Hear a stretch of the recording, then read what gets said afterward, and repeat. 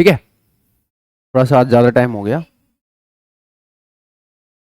ये बैग वैग बाहर रख लेना तुम लोग, अंदर भीड़ मत करना, काम खाएगी। वो नहीं जा रहा, ये चेयर ले जाओ, इस पे रख लेना। इस चेयर को बाहर डाल दो, या एक स्टूल डाल दो, या पूरी बड़ी सी फट्टा डाल दो, उस पे बाहर रख दो, क्यों भाई। ओके गाइस, क्या करना अपने को, एक मिनट। पूरा चैप्टर हो चुका था।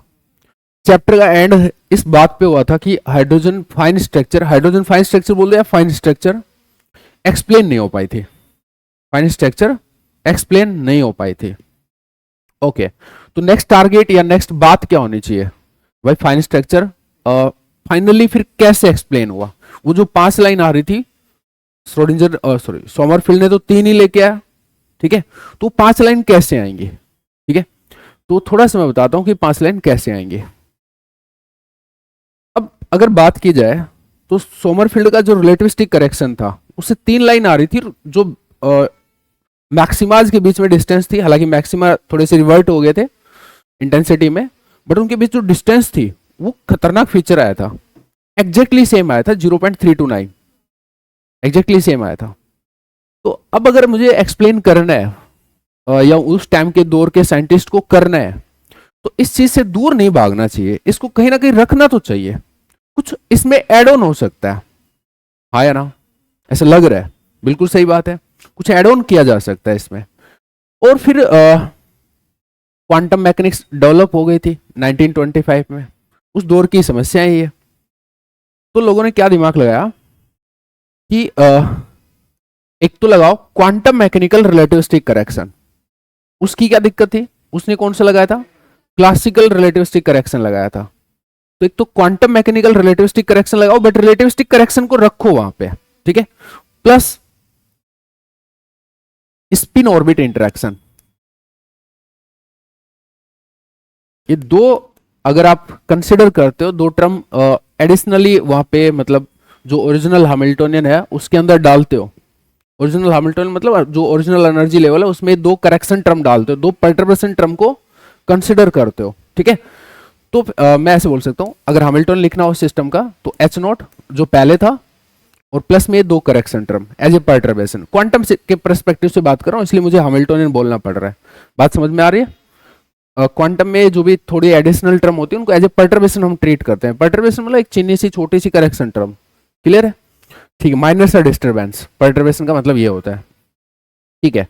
तो फिर आपका एक्सप्लेन हो जाएगा।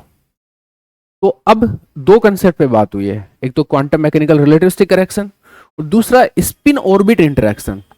ये जो दूसरी वाली चीज है स्पिन ऑर्बिट इंटरेक्शन, ये थोड़ी अलग सी है, नई सी है। इसको समझने के लिए पहले आपको इस पूरी फाइन स्ट्रक्चर को समझने के लिए आपको थोड़ा सा बैक आना पड़ेगा, स्पिन कंसेप्ट कैसे इंट्रोड्यूस किया गया था इन बातों पे आना पड़ेगा, ठीक है, और स्पिन ऑर्बिट इंटरेक्शन होता क्या है इस बात पे आना पड़ेगा, क्लियर है।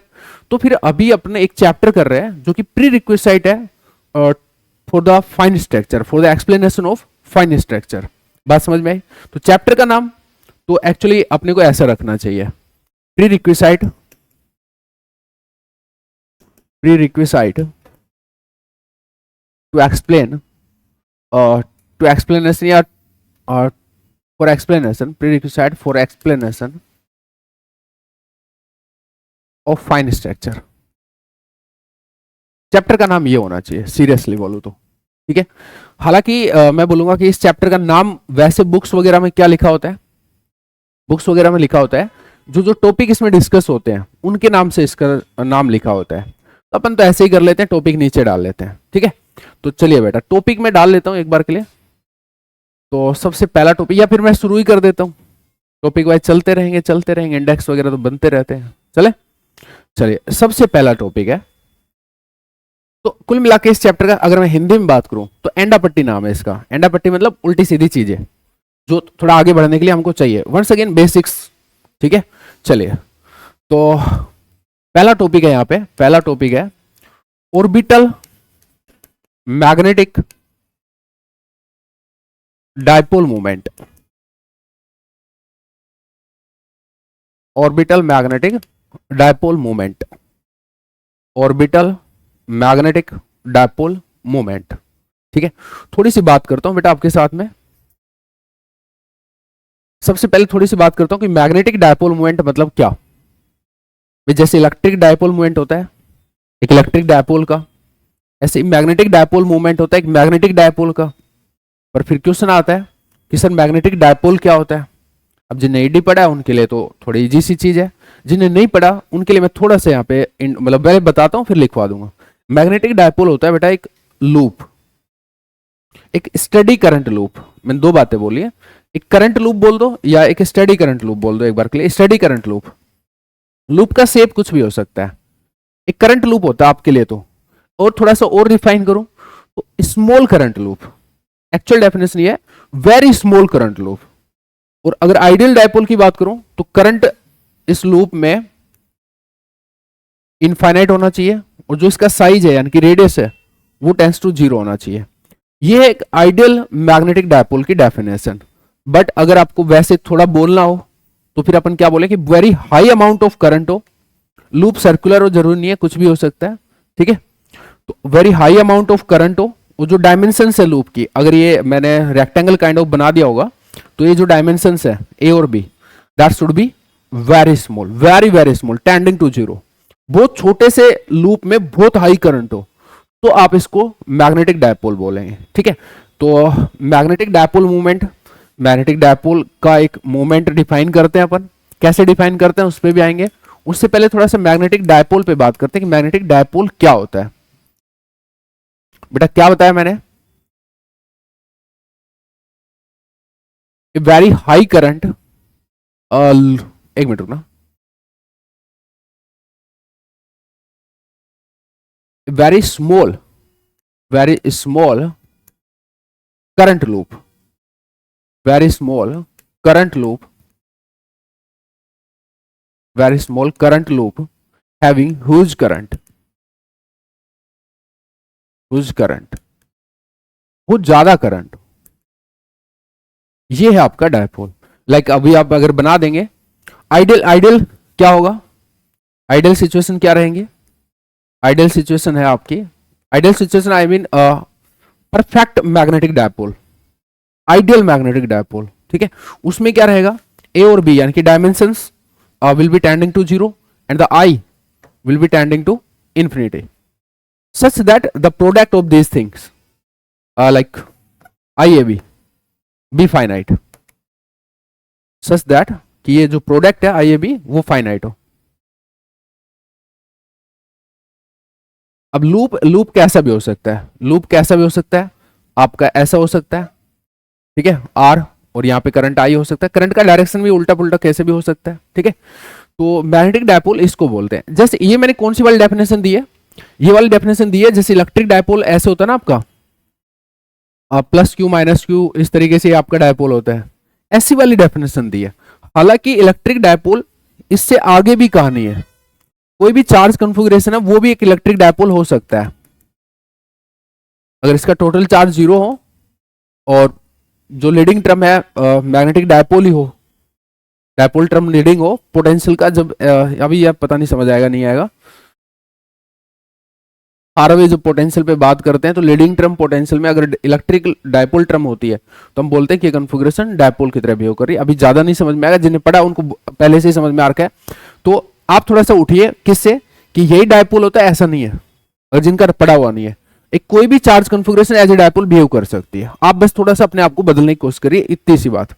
तो यहाँ पे एक तो ये तो है ही है, इसके अलावा भी कोई मैग्नेटिक या मैं बोलूं कि कोई करंट का कोई ऐसा कॉन्फ़िगरेशन भी मैग्नेटिक डायपोल की तरह बिहेव कर सकता है, जरूर नहीं है सिर्फ इतना ही। लाइक एक स्फीयर है, उस पर चार्ज है, उसको अगर मैं घुमा दूं, इसको घुमा दूं ऐसे जेड एक्सिस के अबाउट, तो चार्ज इन मोशन मतलब करंट होगा, करंट है तो फिर ये क्या बोलते हैं डायपोल की तरह बिहेव कर सकता है।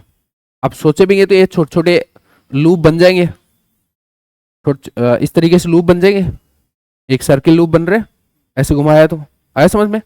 तो इस तरीके से आपके ये क्या बोलते हैं डायपोल ऐसे भी हो सकता है। बट अभी के लिए छोटी सी डेफिनेशन इस तरीके की बात कर लेते हैं, ये वाली डेफिनेशन पे नहीं जाते। डायपोल समझ में आया। अच्छा, दूसरा जो आई है वो स्टडी करंट हो, आई क्या है वो स्टडी करंट होना चाहिए। आई है वो स्टडी करंट होना चाहिए। बेटा स्टडी करंट क्या होता है?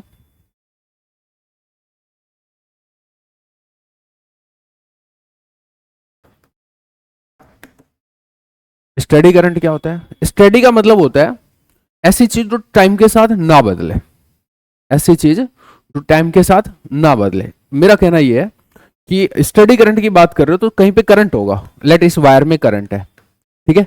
ये स्टडी तब बोला जाएगा जब 10 बजे आओ तब भी वही करंट हो, 11 बजे आओ तब भी वही करंट है, 12 बजे आओ तो भी वही करंट है, मतलब टाइम के साथ करंट वेरी ना कर रहा हो। तो सिंपल तो यही है, स्टडी करंट मतलब I not function of T, not function of T. बाकी थोड़ा सा और अच्छी डेफिनेशन दूं तो ऐसा कुछ होता है, जो प्रॉपर डेफिनेशन है वो ये है, no accumulation of in steady current,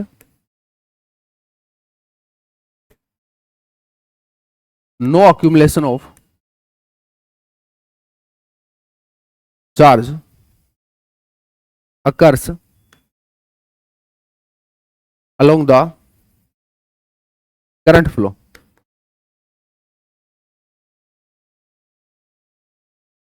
ये है डेफिनेशन। और भी डेफिनेशन है इसके अलावा भी, थोड़ा सा del rho by del T है वो जीरो होना चाहिए।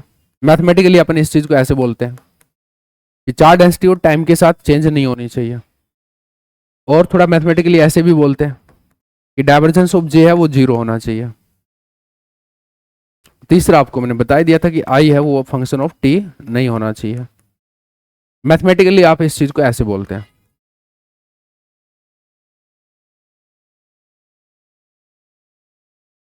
सर ये वाली बात समझ में नहीं आई, no accumulation of charge occurs along the current flow. Accumulation का मतलब क्या होता है? अक्यूमुलेशन का मतलब होता है सर इकट्ठा हो जाना, ठीक है।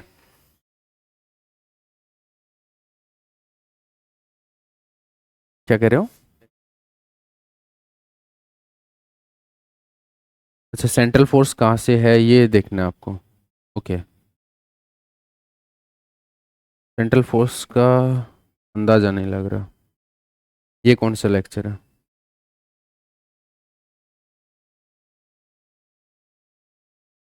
सेंट्रल फोर्स इससे पहले ही है, मतलब तुम्हारे वहाँ पोर्टल पे डले हुए हैं। आप फोल्डर में जाओ, फोल्डर में जाएंगे, वीडियो लेक्चर्स पे जाओगे, दिसंबर 25। इसमें कहाँ से मैं एक बार ढूंढ के दे देता हूँ, इतना दुखी क्यों होना।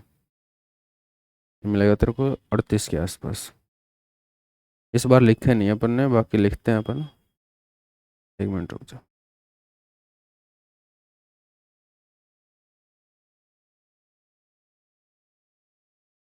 हाँ ये सेंट्रल फोर्स है,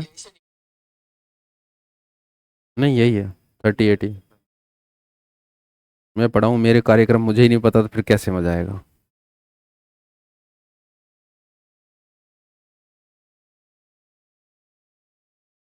चलो सर ये वाली बात है ना, वैसे मतलब अंग्रेजी ठीक है लेकिन समझ नहीं आई है, सुनना बेटा ढंग से। In steady current no accumulation of charge occurs along the current flow. Accumulation का मतलब होता है चार्ज का इकट्ठा होना, ठीक है। तो करंट जिधर भी जा रही होगी उसमें चार्ज इकट्ठा नहीं होना चाहिए, उस डायरेक्शन में चार्ज इकट्ठा नहीं होना चाहिए, उस पाथ पे चार्ज इकट्ठा नहीं होना चाहिए। चार्ज अगर इकट्ठा हो जाता तो del rho by del T कुछ होता। रो मतलब है चार्ज डेंसिटी टाइम के साथ। तो अगर कहीं पे भी चार्ज मतलब ऐसे इकट्ठा हो रहा होगा तो फिर del rho by del T zero नहीं हो पाएगा। इसका मतलब तो ये हुआ ना, देखो अगर इकट्ठा नहीं होगा तभी तो, जैसे एक बार सुनना, एक एग्जांपल लेता हूं। ये एक लूप है, सर्किल है टाइप से, इसमें आई करंट है। अगर ये सब जगह यूनिफॉर्म है, चार्ज करंट किससे होता है भाई? प्लस चार्ज के मूवमेंट से, ठीक है। तो प्लस चार्ज जैसे मूव कर रहा होगा, जिस करंट डायरेक्शन में करंट है उस डायरेक्शन में प्लस चार्ज मूव कर रहा होगा, मतलब ऐसे मूव कर रहा होगा, ठीक है। अगर कहीं पे भी चार्ज अक्यूमुलेटेड नहीं है, मतलब चार्ज डेंसिटी यूनिफॉर्म है, रो कांस्टेंट है, समझ रहे हो ना बात को? रो कांस्टेंट है तो फिर ये क्या बोलते हैं, स्टडी करंट रहेगा। रो की बजाय यहां पे मुझे लैम्बडा बोलना चाहिए क्योंकि मैंने वायर बोल दिया है, ठीक है। लैम्बडा कांस्टेंट है तो इसका मतलब ये स्टडी करंट रहेगा। करंट फ्लो कौन सा डायरेक्शन था? ये वाली डायरेक्शन थी करंट फ्लो। इस डायरेक्शन में कहीं पे भी अक्यूमुलेशन नहीं होना चाहिए, चार्ज इकट्ठा नहीं होना चाहिए। लाइक मैं एक और एग्जांपल दूं, अगर मैं आपसे पूछूं कि कोई पॉइंट चार्ज है, वो अगर पॉइंट चार्ज है, लेट उसका चार्ज माइनस ही है, तो मैं इलेक्ट्रॉन ही बोल लेता हूँ कि वो इलेक्ट्रॉन है, अगर वो इस सर्कुलर पाथ पे मोशन कर रहा हो तो क्या चार्ज डेंसिटी टाइम के साथ चेंज हो रही है? हो रही है। देखो कैसे, यहाँ पे है तो चार्ज डेंसिटी यहाँ पर ही है, जब ये और बाकी जगह पे जीरो है, थोड़ी देर बाद जब ये यहाँ पे आ जाएगा तो इस जगह पे जीरो हो जाएगी और यहाँ पे आ जाएगी, है ना? तो ये स्टडी करंट लूप नहीं बनेगा। अगर एक सिंगल चार्ज मूव करता है इस तरीके से तो ये स्टडी करंट नहीं बनेगा। आया कि नहीं आया समझ में? बोलते रहो यार, ऐसे हाँ ना बोलोगे तो बिना उसके तो मैं थोड़ी पढ़ा पाऊंगा यार। ये स्टडी करंट है। अच्छा, इससे ज्यादा जो चीजें है ना डिस्कशन है, वो मैं जब आपको ईडी पढ़ाऊंगा तो करूंगा। अभी सिर्फ अपने को ये वाला दोनों का चाहिए। तो एक बार आप लिख लीजिए, मैथमेटिकली मैंने सारा बता दिया। वहां पे करीबन आधे घंटे डिस्कशन होगा स्टडी करंट पे, तो चिंता का विषय नहीं है। ठीक है, आगे बढ़ो। मैग्नेटिक डायपोल मूवमेंट अपने को पढ़ना था, orbital magnetic dipole movement actually topic तो ये था। उससे पहले मैंने डायपोल बताया क्या होता है, तो स्टडी करंट लूप है एक। अब मैं ऐसे बोल रहा हूँ स्टडी करंट लूप है, स्मॉल स्टडी करंट लूप है, करंट जिसमें ज्यादा है, ये एक डायपोल होता है। आया समझ में? चलेगा? चले, अभी थोड़ी सी बात करते हैं। आपके पास अभी एटम है, आपके पास अभी एटम है। लेट हाइड्रोजन एटम पे बात कर लेते हैं अपन। ये न्यूक्लियस हो गया, ये इलेक्ट्रॉन हो गया। क्या आपको यहां पे कोई मैग्नेटिक डायपोल दिख रहा है? बोलिए। कोई स्टडी करंट लूप दिख रहा है?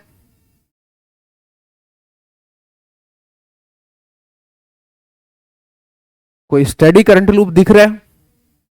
क्या कोई करंट लूप दिख रहा है? स्टडी भले ना हो। कौन सा? सर ये इलेक्ट्रॉन सर्कुलर ऑर्बिट में जब मूव करेगा v स्पीड से r रेडियस पे, तो ये स्टडी करंट लूप तो भले ना हो बट एक करंट लूप तो है। तो ये जो लूप है ये एज ए डायपोल हो सकता है। तो फिर इसका जो डायपोल मूवमेंट होगा उसको अपन क्या बोलेंगे? Orbital magnetic dipole movement. क्यों?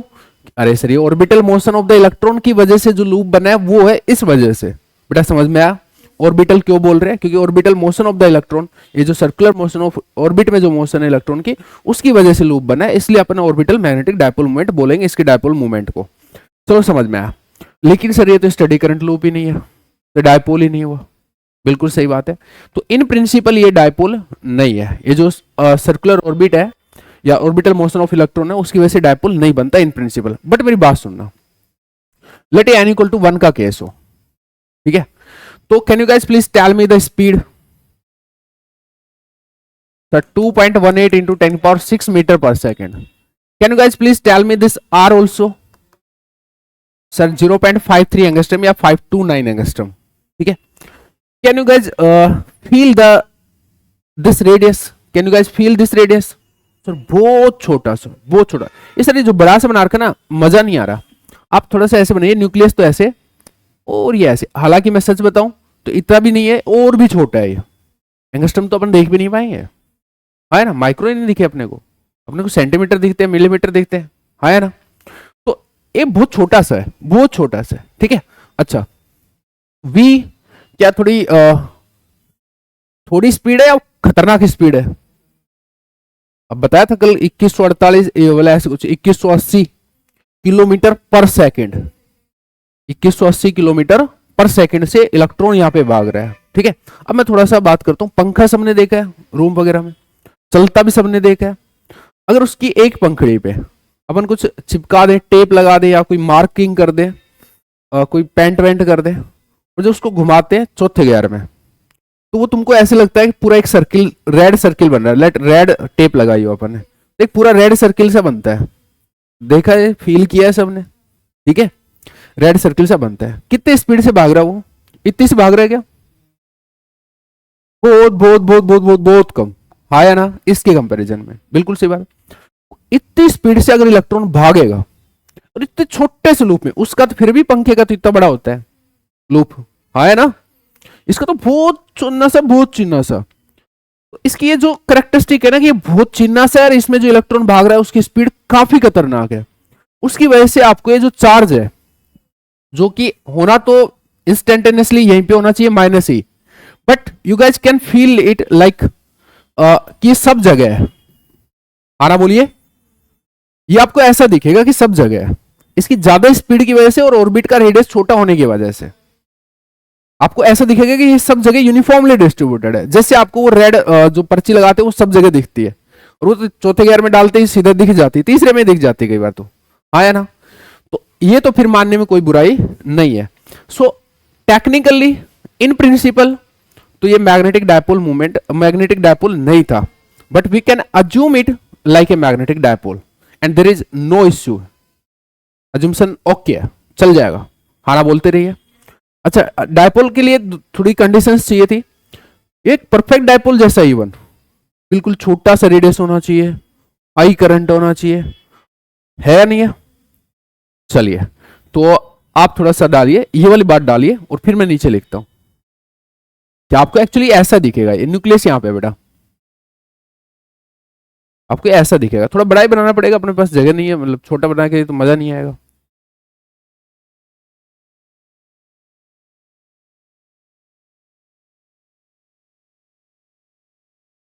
बहुत ज्यादा बड़ा मत बनाना इतना कुछ। ये ऐसा चार्ज विल बी अक्यूमुलेट, मतलब charge will be everywhere, charge will seem everywhere, will seem to be everywhere,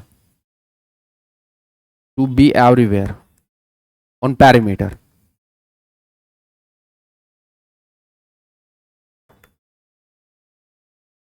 So in principle,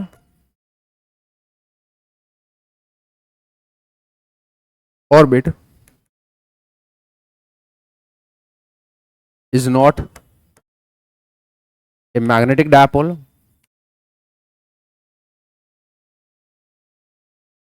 but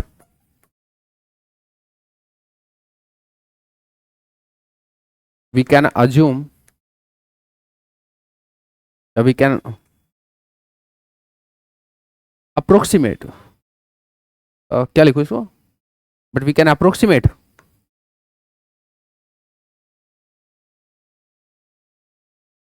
it as a magnetic dipole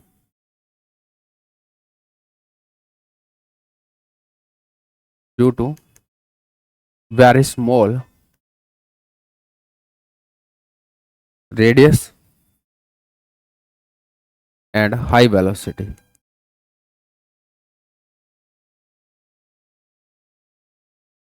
Electron in the orbit.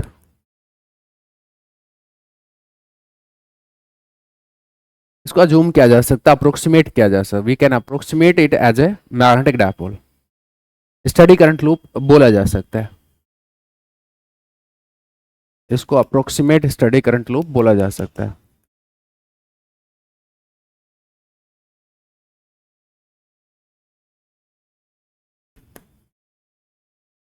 Approximate study current loop बोला जा सकता है, no issue. तो मतलब dipole बोला जा सकता है। अब मुझे डायपोल दिख गया, हाँ ना बोलिए, ऑर्बिटल मोशन की वजह से एक डायपोल बनता है वहां पे। अब मुझे इसके मैग्नेटिक डायपोल मोमेंट की बात करनी है। बढ़ जाऊं, चल जाऊं भाई साहब? ये वर्बली बता सकता था, लिखवा दिया तो इट्स ओके है, ठीक है, कोई बात नहीं, आगे ध्यान रहेगा आपको। तो डायपोल का भी समझ में आ गया, फिर तो चल जाओ आगे, सारा कुछ हो गया। नेक्स्ट, मैग्नेटिक डायपोल तुमने पढ़ लिया क्या होता है, एक स्मॉल करंट लूप, ठीक है। और अब दूसरी बात करते हैं कि मैग्नेटिक डायपोल मोमेंट कैसे निकालते हैं एक करंट लूप में। अगर देखो एक बार के लिए मैग्नेटिक डायपोल मोमेंट कैसे निकालते हैं, ये अभी मेरे टॉपिक वैसे नहीं आया, मेन टॉपिक नहीं आया बेटा, मैंने ईडी की बातें बता रहा हूँ कि मैग्नेटिक डायपोल मोमेंट कैसे निकालते हैं। तो एक लूप में अगर करंट है, जैसे मैं एक एग्जांपल ले लेता हूँ इस तरीके का, इस लूप में लेट करंट है, तो इस लूप में लेट करंट ऐसे है, ठीक है, और लूप का कुछ ना कुछ एरिया होगा, ठीक है, लूप का कुछ ना कुछ एरिया होगा, एरिया ये वाला एरिया, ये वाला एरिया जो ये समझ रहे हो आप, ठीक है, लूप एरिया। तो मैग्नेटिक डायपोल मोमेंट एक वेक्टर क्वांटिटी है, आप एम से भी डिनोट करते हो और म्यू से भी डिनोट करते हो, वो जो आपकी मर्जी हो वो सिंबल कर लेना। मैटर स्टेट में अपन एम से डिनोट करेंगे, यहाँ पे अपन म्यू से करने वाले हैं, ठीक है। अच्छा, म्यू कितना होगा या एम कितना होगा, एम को लिखता हूँ यार, एम कितना होगा सर, आई इंटू ए। मैं एक बार बेटा मैग्नीट्यूड पे बात करता हूँ, मैग्नीट्यूड हम अलग से निकालते हैं, आई इंटू ए, ठीक है। तो ये जो करंट है और ये जो एरिया है वो, डायरेक्शन को हम अलग से निकालते हैं, मैग्नीट्यूड को अलग से निकालते हैं, डायरेक्शन को हम अलग से निकालते हैं। डायरेक्शन को कैसे निकालते हैं? राइट हैंड फिंगर्स को कर्ल करिए, किसकी डायरेक्शन में? करंट के डायरेक्शन में। आपको जो अंगूठा है वो आपको बता देगा मैग्नेटिक डायपोल किधर है, ठीक है। तो curl the fingers of right hand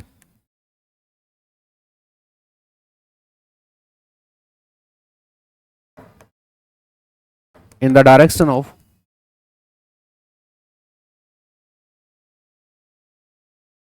current in the loop.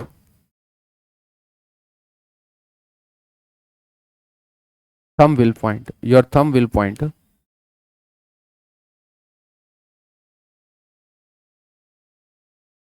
in the direction of M. ऐसे करना है आपको, ठीक है। कुछ लोग इसको ऐसे बोल देते हैं, सुनना, M इक्वल टू आई है, ए एरिया वेक्टर होता है, ठीक है।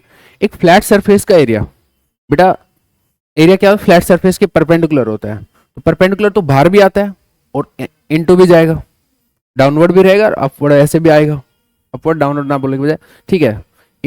इन और आउट बोल दो, ठीक है, ऐसे भी होगा। तो ऐसे में दिक्कत आ जाती है कि कौन सा लो, अब ऐसे बोल सकते हो, पर फिर उसमें तुम्हें ये लिखना पड़ेगा कि एरिया की वो डायरेक्शन चूज करनी है जो करंट से डिटरमाइन होती हो। करंट से डिटरमाइन होती है उसका मतलब यह है कि करंट के डायरेक्शन में फिंगर्स को कर्ल कर दो, ठीक है। लूप है तो ऐसे कर्ल तो कर ही पाओगे, तो फिर उससे एरिया की वो डायरेक्शन लेनी है जो इस करंट के मतलब अलोंग मूवमेंट करने से, फिंगर्स को कर्ल करने से आ रही है। तो आप ऐसे लिख सकते हो, लेकिन थोड़ा सा ये बेस्ट वे है कि आप डायरेक्शन अलग से लिख दो, मैग्नीट्यूड अलग से लिख दो, ठीक है। तो चलिए, आप हम इसको ना करके इसको प्रिफर करेंगे। चले, समझ में आया। अब मैं आता हूं कि हमारी जो ओरिजिनल चीज है, जो हमारा टॉपिक है, उसके ऊपर। अब आपको जो ईडी की बातें थी वो सारी समझ में आ रही है, ठीक है। आ जाओ, ऑर्बिटल मैग्नेटिक डायपोल मोमेंट। अब मेरा टॉपिक आ रहा है magnetic dipole moment, orbital magnetic dipole moment. सबसे पहले ऑर्बिटल का मतलब समझ में आ रहा है सबको कि this is a dipole due to orbital motion of the electron around the nucleus due to electrostatic attraction या इंट्रैक्शन, जो भी बोलना चाहे, ठीक है। अच्छा, तो फिर उसको कैसे बनाएंगे अपन? थोड़ा सा इलेक्ट्रॉन ऐसा कुछ मोशन कर रहा होगा, सर्कुलर मोशन करता है वो, ऐसा कुछ ऑर्बिट में मोशन कर रहा होगा। लेट इलेक्ट्रॉन इधर मूव कर रहा हूं, इधर मूव कर रहा हूं वी वेलोसिटी से, ठीक है। तो बताइए बेटा कि मैग्नेटिक डायपोल मूवमेंट एम बोल दो या म्यू बोल दो, कितना होगा? सर आई इंटू ए होगा। लेट इसका जो रेडियस है सर्कुलर ऑर्बिट का वो आपका आर हो, तो बेटा आई इंटू ए होगा। ये तो मैग्नीट्यूड की बात की आपने, ठीक है। तो एक बार मैं मैग्नीट्यूड निकाल लेता हूं, उसके बाद डायरेक्शन कर लूंगा, ठीक है। बाकी डायरेक्शन मेरे को अभी बता दो, म्यू आई और ए तो निकाल लेंगे अपन। ये थोड़ा सा चलो एक बार लिख देते हैं। ए कितना है सर? पाई आर स्क्वायर। कैसे बात करते रहते हो, ठीक है। आई आई कितना है? आई किधर है एक ये भी देखना है, बताइए किधर है आई, और इसका म्यू का डायरेक्शन भी किधर है वो भी सोचिए। अगर इलेक्ट्रॉन ऊपर मूव कर रहा है तो करंट किधर होगा? ऐसे, अपोजिट में, इलेक्ट्रॉन के मूवमेंट के अपोजिट में। कोई दिक्कत? फिंगर्स को कैसे कर्ल करोगे? यू, दिख रही है, राइट हैंड है मेरा, यू कर्ल के मतलब करंट के डायरेक्शन में फिंगर्स को कर्ल करोगे। इन आ रहा है या आउट आ रहा है? सर इन आ रहा है, ठीक है। चलिए डायरेक्शन भी समझ में आ गई, इन है। मैं यही लिख देता हूं, फिर तो ये करने के लिए जरूरत ही नहीं बचेगी, इन है। बात समझ में आई एकदम सही से, कोई दिक्कत नहीं है, ठीक है सर। अच्छा, अगर आप ऐसे कुछ एक्स वाई और जेड बना दो ऐसे कुछ करके, तो फिर मैं इस क्रॉस को मैं माइनस जेड कैप भी बोल सकता हूँ, है ना। या फिर अभी मैं ऐसा कुछ नहीं बना रहा हूं तो बस ऐसे ही लिख दिया हूं, समझ में आ रहा है, ठीक है। बेटा आई क्या है? अच्छा एक मिनट यार, एक मिनट एक मिनट एक मिनट एक मिनट गाइस, अभी क्या मैंने ये लगा दिया ना, तो फिर मुझे ये हटाना पड़ेगा। या तो मैं इसको हटा के फिर नीचे ऐसे लिख दूंगा कि म्यू है वो आई ए और क्रॉस हो जाएगा, ये ज्यादा ठीक है, इनटू द बोर्ड, ठीक है। आई कितना बेटा? या जस्ट अभी मुझे तो बेस्ट मैग्नीट्यूड पे बात करनी हो, तो आई है सर क्यू बाई टी होता है, क्यू बाई टी होता है। टी क्या है? एक टाइम पीरियड, ठीक है, और ए है आपका पाई आर स्क्वायर। टाइम पीरियड को अभी लिखेंगे अपन, आई को लिखा अपन ने Q by T, E by T, ठीक है। टाइम पीरियड क्या होता है, तो टाइम पीरियड तो समय बराबर दूरी बटे चाल, तो 2 पाई आर बाई वी। तो बेटा म्यू का मैग्नीट्यूड कितना आ गया sir, E upon 2 pi R V into pi R square. बिल्कुल सही बात है बेटा, काट पीट कर लो, जो कुछ आ रहा है बता दो। सर पाई से पाई कट गया, हाफ ई वी आर आ गया, चेक कर लेना बेटा, हाफ हो गया ई वी और आर, ठीक है। चलिए म्यू म्यू का मैग्नीट्यूड आया, बहुत अच्छे, कोई दिक्कत, इजी सी चीज है, मैंने इसको समझाने के लिए भी इतना कुछ करना पड़ा है, बाकी ये मैं डायरेक्ट बताता तो क्या ही था, कुछ ही नहीं। आई इंटू ए, आई क्या होगा, ई बाई टी होगा, टी टाइम पीरियड है, बस सिंपल सी चीज है। अच्छा मुझे है ना थोड़ा सा और इंटरेस्ट लेना है, मुझे एंगुलर मोमेंटम और देखना है, और मैं उसको बोलूंगा orbital angular momentum.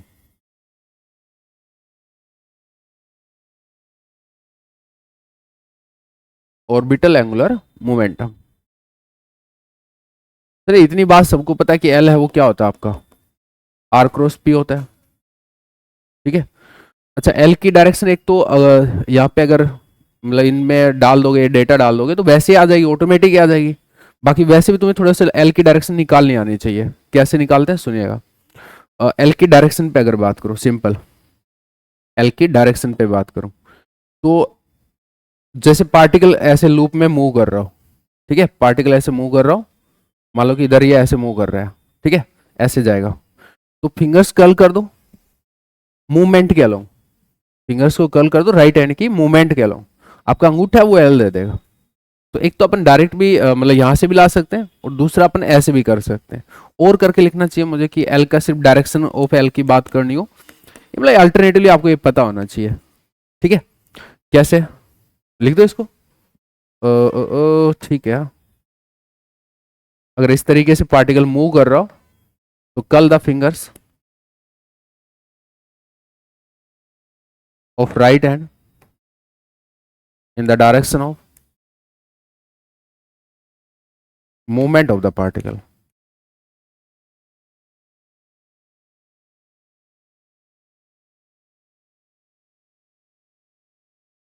Your thumb will point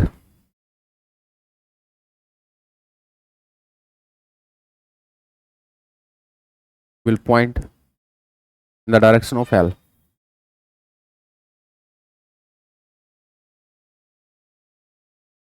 अभी जैसे मैं आपसे पूछूं इधर में L किधर होगा, सर ये मूवमेंट ऐसे ही तो है जैसे आपने इधर लिया, ऊपर आया ना, आया समझ में। मैग्नेटिक डायपोल मोमेंट नीचे था, दोनों एंटी है, ठीक है। चलिए अभी जस्ट अगर अपन एल के मैग्नीट्यूड पे बात करें या फिर एल वेक्टर पे बात कर लें, मैग्नीट्यूड पे बात कर लेते हैं या, ठीक है। आर क्या हो जाएगा, आर आर क्या, पी क्या हो जाएगा, M V theta cap. R cross theta को अपन कैसे मानेंगे, एस क्रॉस फाई जैसा, तो ये क्या आएगा, जेड कैप। अगर आर और थीटा लेके चले तो एक्स और वाई तुमने इस प्लेन में ही मानना है जिसमें ये ऑर्बिट थी, हाँ ना, बोलते रहे आप। इस तरीके से ये पार्टिकल यहाँ होगा तो ये आर और थीटा ऐसे माना है आपने, ऐसे मूव कर रहा होगा तो एक्स और वाई ऐसे माने, तो एस क्रॉस फाई जेड, तो M V R Z cap.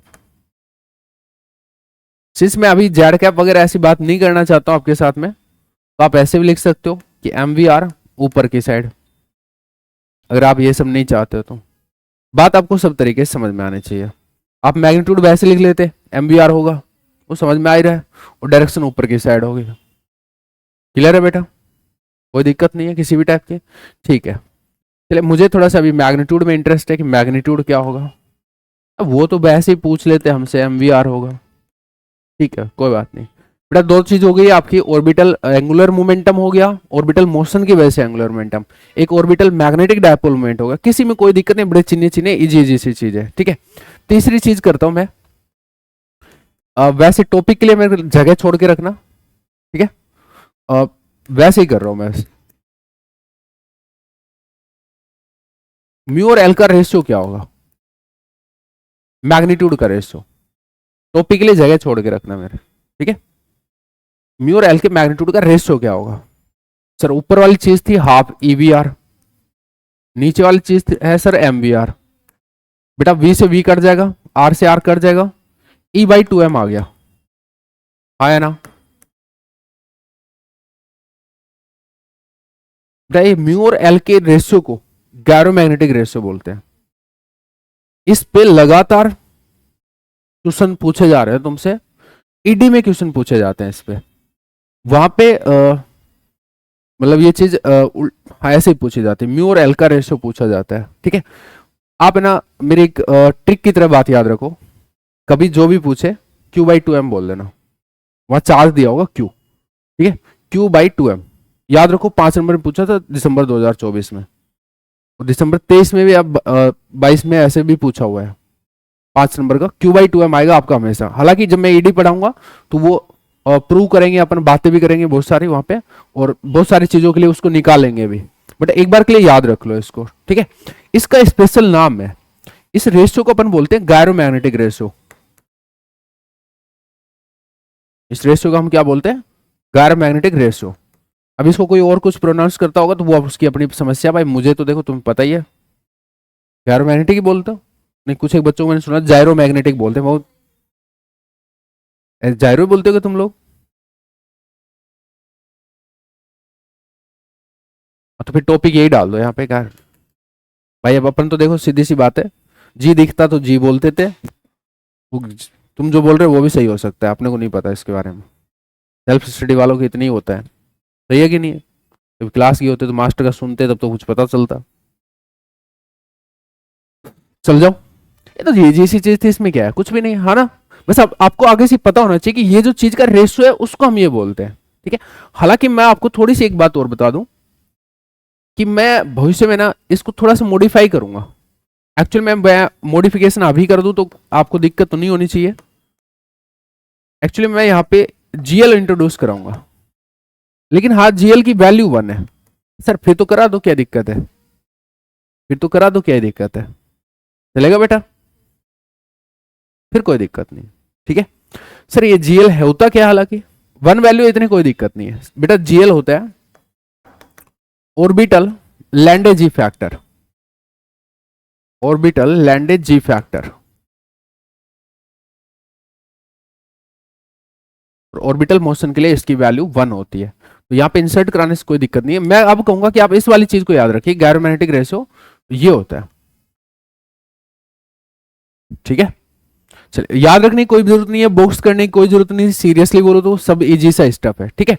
चलो ये सारी बातें होगी, आ रही है समझ में। मैं कहूं कि वेक्टर फॉर्म में क्या रिलेशन है, रेशियो तो आपने देख लिया, वेक्टर फॉर्म में क्या रिलेशन है ये म्यू और एल का जो वेक्टर फॉर्म में रेशियो वो क्या होगा। सर म्यू इक्वल टू आप ऐसे लिख सकते हो G L E by two M L vector.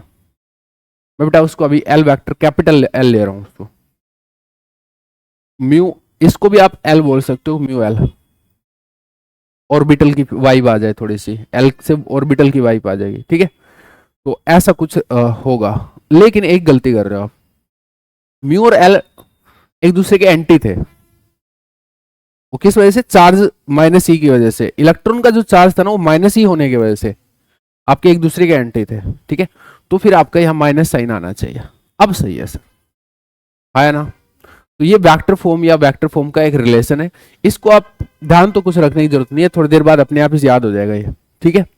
अच्छा, अगर बेटा कभी आपको जेड कंपोनेंट लेना हो तो आप कैसे लेंगे,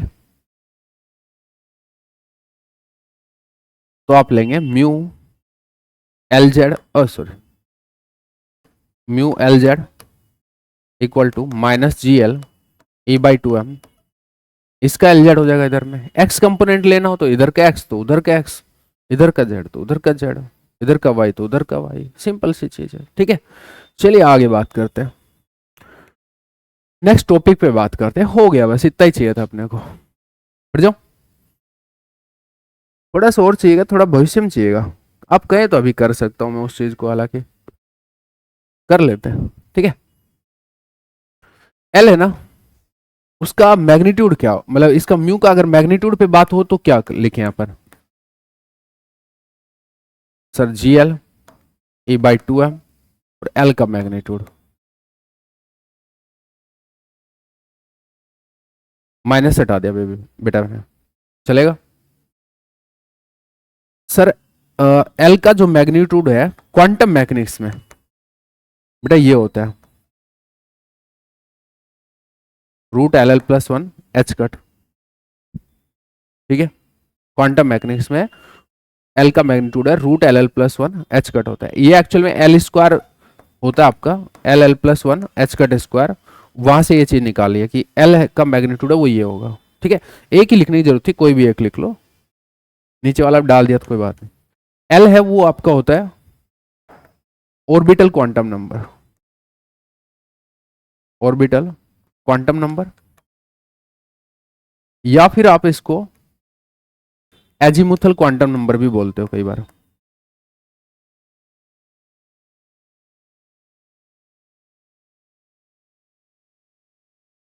ठीक है, एल की वैल्यू कहां से कहां तक होती है, 0 से n तक, है ना। ये भ्रम भी तुम्हारा टूटेगा क्वांटम में।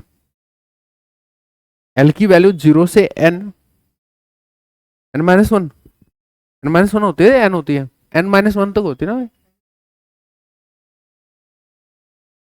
n तक होती होगी, n तक होती है यार, कैसी बात करो मरवाएगा। 0 टू n, ये 0 टू n माइनस वन। अब जो भी कुछ होता है ना वो हाइड्रोजन एटम में होता है, अलग अलग पोटेंशियल में अलग अलग हो सकता है। पोटेंशियल मतलब हाइड्रोजन एटम में अपना एक पोटेंशियल होता है, electrostatic potential K Q one Q two by R, ठीक है। अगर ये पोटेंशियल बदला, लाइक अगर अपन 3 डायमेंशनल हार्मोनिक ऑसिलेटर की बात करें हाफ के आर स्क्वायर, तो ये चीज अलग हो जाएगी। तो जरूरी नहीं है एल वो 0 से जो भी आपका n या n माइनस वन जो भी होता है वही आए, ठीक है। तो वो बात मैं यहाँ नहीं लिख रहा हूँ कि एल कहाँ से कहाँ तक होता है, 0 से स्टार्ट होता है, कहाँ से आगे जाएगा वो जरूरी नहीं है। 0 से भी स्टार्ट होता है, ये बात भी हर सेंट्रल पोटेंशियल के लिए होगी या हर पोटेंशियल के लिए होगी, ऐसा अपन अभी नहीं बोल सकते, वो क्वांटम मैकेनिक्स बताएगी अपने को, ठीक है। तो अभी के लिए तो बस इसका नाम ही बहुत है। और सिंस अपना एटम एटम की बात कर रहे हैं तो लिख भी सकते हैं कि 0 टू, अरे एन माइनस वन ही तो होता है सर, कैसी बात कर रहे हैं यार तू।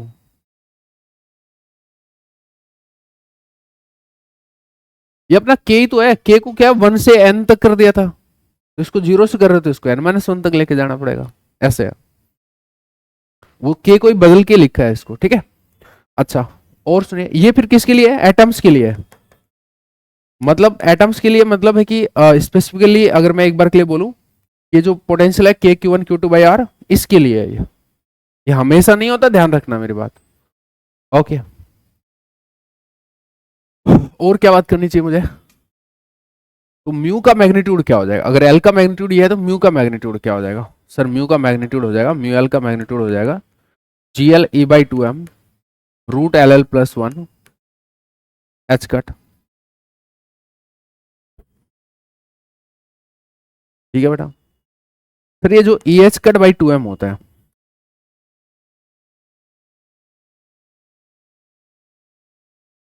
ई H cut by two M में ये मास ऑफ इलेक्ट्रॉन है यार हर जगह, ठीक है। आप वैसे लिखो मत, बाकी समझ लो एक बार के लिए, यहां लिख लो कि मास ऑफ इलेक्ट्रॉन है ये, ठीक है।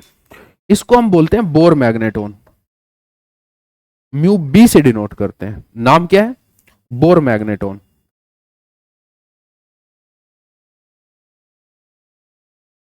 मैग्नेट्रॉन नहीं होता, मैग्नेटोन, ठीक है।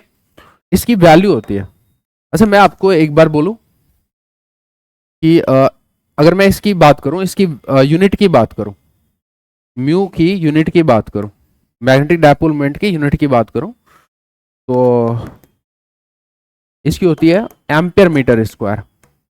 आप समझ भी सकते हैं कि म्यू इक्वल टू क्या था, आइए था बेटा, एम्पियर मीटर स्क्वायर, बड़ा इजी है, ठीक है।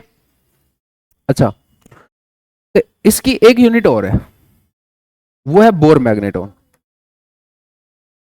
वो आपको समझ में आना चाहिए इस कहानी से जो पढ़ रहे हैं अपन, देखो एक बार, E H cut by two M आ रहा है यहाँ पे, ठीक है। तो इसको अपन क्या लिख सकते हैं sir, G L root L L plus one, और म्यू भी लिख सकते हैं, आया ना। तो अपन क्या बोल देंगे इसको, कि ये तो एक नंबर आएगा, जीएल तो पता है आपको 1 है, एल आपका कुछ 1 2 3 ऐसे कुछ रहेगा, तो एक नंबर आएगा, तो इतने बोर मैग्नेटोन आपका म्यू है, ऐसे बोला जा सकता है। तो एक यूनिट आपकी बोर मैग्नेटोन यानी कि म्यू भी आप डिफाइन करते हैं, चलेगा आपको। अच्छा, तो फिर म्यू भी एम्पियर मीटर स्क्वायर के कितने मीटर स्क्वायर के बराबर होती है ये पता होना चाहिए, कितने एम्पियर मीटर स्क्वायर के बराबर होती है ये आपको पता होना चाहिए। तो वो तो पता हो जाएगा, इन सब की वैल्यू डाल दो अपने आप आ जाएगा, है ना। अभी अपन उसको कैलकुलेट करें जरूरी नहीं है, तो 9.27 इंटू 10 की power minus 24 ampere metre square होते हैं। भाई एक बार चेक कर लेना यार, मेरे को इस चीज पे भरोसा नहीं है खुद की। 9.27 इंटू 10 की power minus 24 ampere metre square होता है ये। once again you guys can check it out by yourself also। 19 और 5 34 24 सही है पावर तो।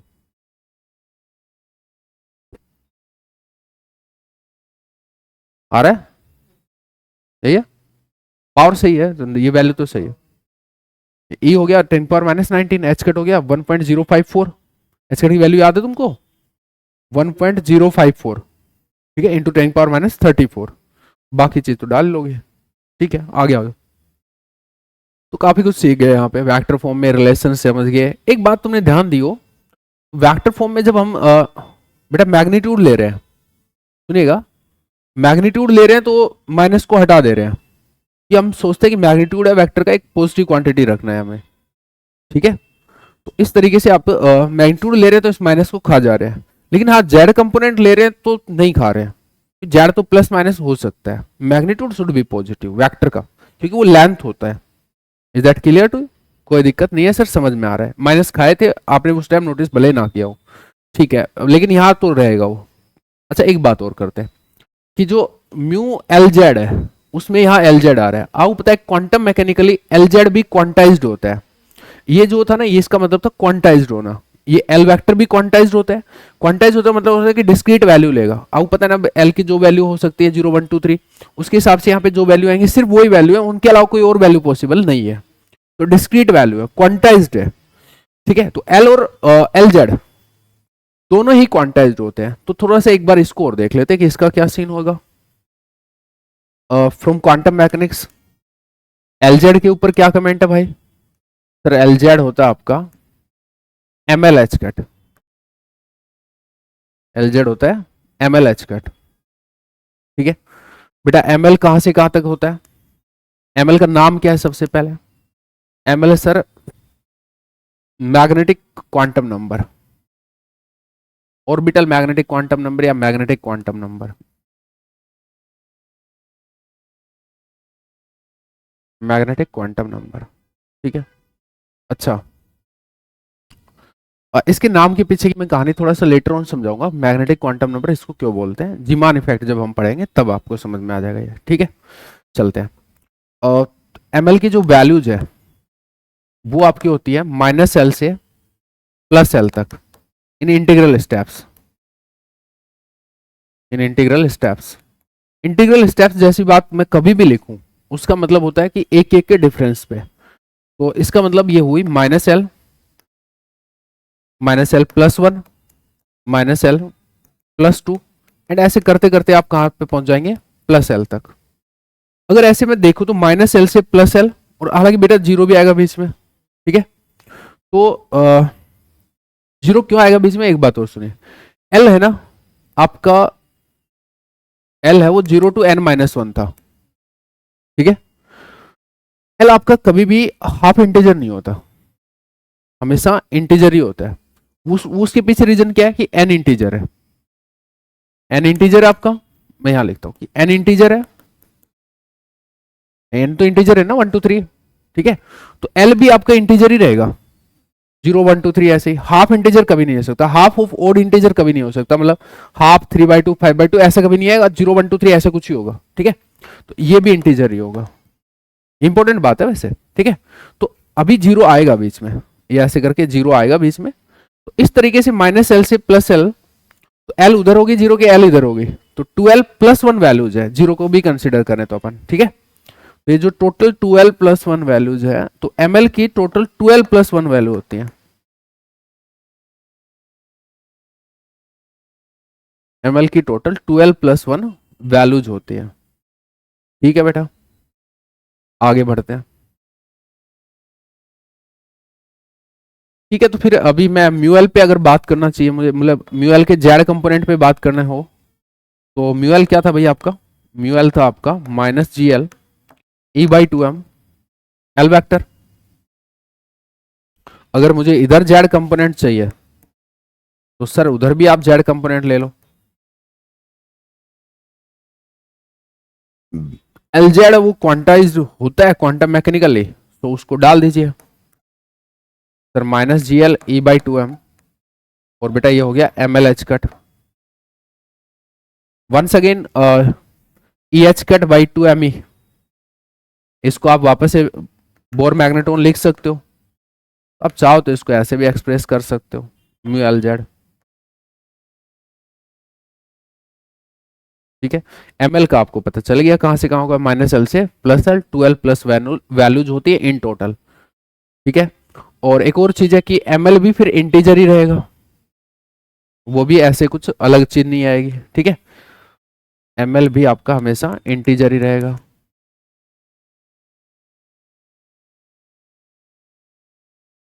इस बात को साइड में डाला ना आप लोगों ने? ठीक है, चलिए काफी बातें हुई है। तो अभी अपना टॉपिक क्या था, एक बार अपन वापस आते हैं। टॉपिक था sir orbital magnetic dipole movement. Orbital magnetic dipole movement. अब उसकी कोई भी चीज आपको अनक्लियर है? नहीं सर। सबसे पहले अच्छा, रट्टा नहीं मारना। आगे से मैं बोलूंगा कि आपको वैसे ही नाम कोई ले तो ही समझ में आ जाना चाहिए कि किसकी बात कर रहा है। ऑर्बिटल मैग्नेटिक डायपोल मतलब ऑर्बिटल मोशन की वजह से जो मैग्नेटिक डायपोल मूवमेंट होगा। डायपोल मूवमेंट की बात क्यों कर रहे हो? क्योंकि मैग्नेटिक डायपोल होगा कहीं ना कहीं। मैग्नेटिक डायपोल कौन है? ये ऑर्बिटल मोशन का वजह से जो सर्कुलर लूप बन रहा है, करंट लूप है, ये यही तो मैग्नेटिक डायपोल है। सर ये तो स्टडी करंट लूप नहीं है बेटा, मान सकते हैं अप्रोक्सीमेटली स्टडी करंट लूप माना जा सकता है। उसके पीछे रीजन क्या है? बहुत हाई वेलोसिटी और बहुत कम रेडियस। मान लिया जाएगा तो म्यू तो सिंपल सा फॉर्मूला I/A। आई क्या हो जाएगा सर? Q/T। Q/T मतलब E/T, टी मतलब टाइम पीरियड पूरे राउंड अप, और एरिया πr² निकाल लोगे, फिर एल भी निकाल लोगे, दोनों का रेशियो गायरोमैग्नेटिक रेशियो बोलते हैं। ठीक है सर, सब ठीक है। एक जीएल ऐसे इंट्रोड्यूस कराया आपने धक्के से, उसको हमने ऑर्बिटल लैंडे जी फैक्टर बोला है। ऑर्बिटल लैंडे जी फैक्टर। एक आएगा जीएस आगे भविष्य में, उसको बोलेंगे स्पिल लैंडे जी फैक्टर। एक आता है जीजे, लेटर ऑन कहानी में आएगा, उसको हम बोलते हैं जस्ट लैंडे जी फैक्टर। क्लियर रहेंगी सारी बातें धीरे धीरे। ठीक है, आगे नेक्स्ट टॉपिक क्या है? नेक्स्ट टॉपिक सुनिए। नेक्स्ट टॉपिक है लार्मर प्रिसेशन, बट उससे पहले मैं उसको कुछ और लिखना चाहूंगा। Behaviour of a magnetic dipole, behaviour of a magnetic dipole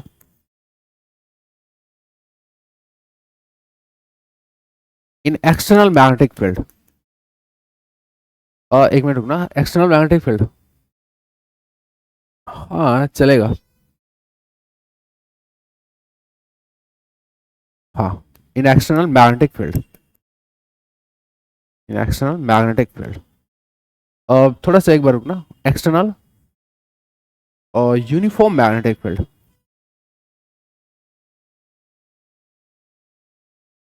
uniform magnetic field.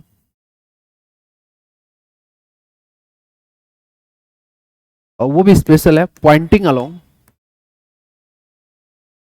Z cap.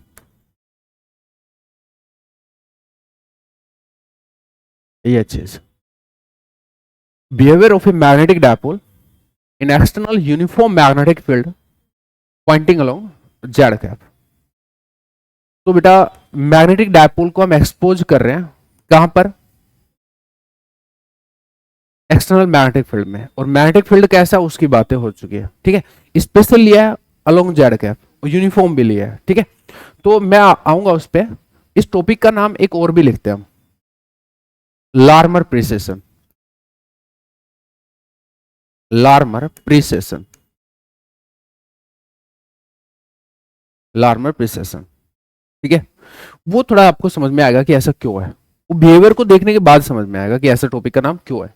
Actual topic यही है, ठीक है, लार्मर प्रिसिशन ही है एक्चुअल टॉपिक। ठीक है, चलते हैं सर। तो मैग्नेटिक डायपोल को एक्सटर्नल फील्ड में रखते हैं तो क्या होता है, आपको थोड़ी स्टोरी पता होनी चाहिए इलेक्ट्रोडायनेमिक्स से।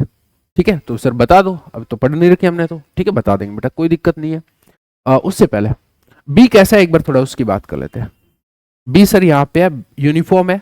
यूनिफॉर्म को बेटा बी नोट भी लिख सकता हूँ, जस्ट बी भी लिख सकता हूँ, मैं बी लिखना चाहता हूँ जस्ट, तो यूनिफॉर्म वाली वाइब ले लेना। लेकिन बी है वो यूनिफॉर्म है, इसका मतलब सिंपली है और टाइम वगैरह का फंक्शन नहीं है, दूसरा कोऑर्डिनेट्स का भी फंक्शन नहीं है, किसी का ही फंक्शन नहीं है। ठीक है, just B Z cap, B एक कांस्टेंट है कुछ 2 3 4 ऐसा कुछ भी। ठीक है, बी जेड कैप। ओके, अब मैं आपको थोड़ी समझाता हूँ। Dipole, magnetic dipole in presence of, लिखते रहिए, in presence of B external. एक अलग से टॉपिक है बेटा इलेक्ट्रोडायनेमिक्स का, मैं अपने टॉपिक पे बाद में दोबारा आऊंगा, हालांकि तुम बोलोगे सर टॉपिक तो सेम ही लिख दिया, थोड़ा डिफरेंस है, थोड़ी तो पढ़ानी पड़ेगी ना भाई मेरे को थोड़ी। ठीक है, तो बी एक्सटर्नल आपके दो टाइप का हो सकता है बेटा। बेटा एक तो यूनिफॉर्म हो सकता है, एक नॉन यूनिफॉर्म हो सकता है। एक यूनिफॉर्म हो सकता है, एक नॉन यूनिफॉर्म हो सकता है।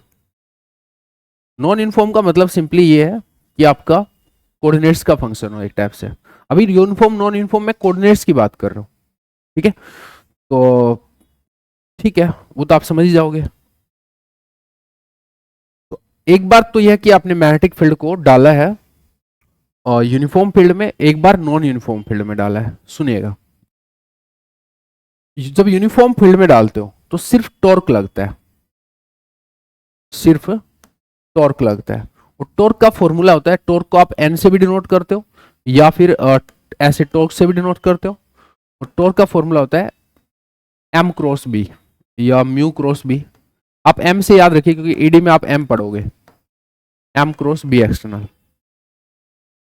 अच्छा, मैं अगर इलेक्ट्रिक डायपोल के लिए आपको बोलूं तो पी क्रॉस ई एक्सटर्नल होता है, मैं पहले भी लिखवा चुका हूं, मुझे याद आ रहा क्लासिकल में, पी क्रॉस ई एक्सटर्नल लिखते हैं। ठीक है, अच्छा टॉर्क लगेगा, टॉर्क इधर में भी लगता है,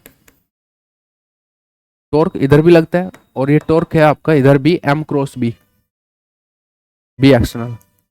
अच्छा बेटा ये टॉर्क हमेशा किसी पॉइंट के अबाउट डिफाइन होता है। ठीक है, तो किस पॉइंट के अबाउट है, about the centre of dipole, torque about centre of dipole,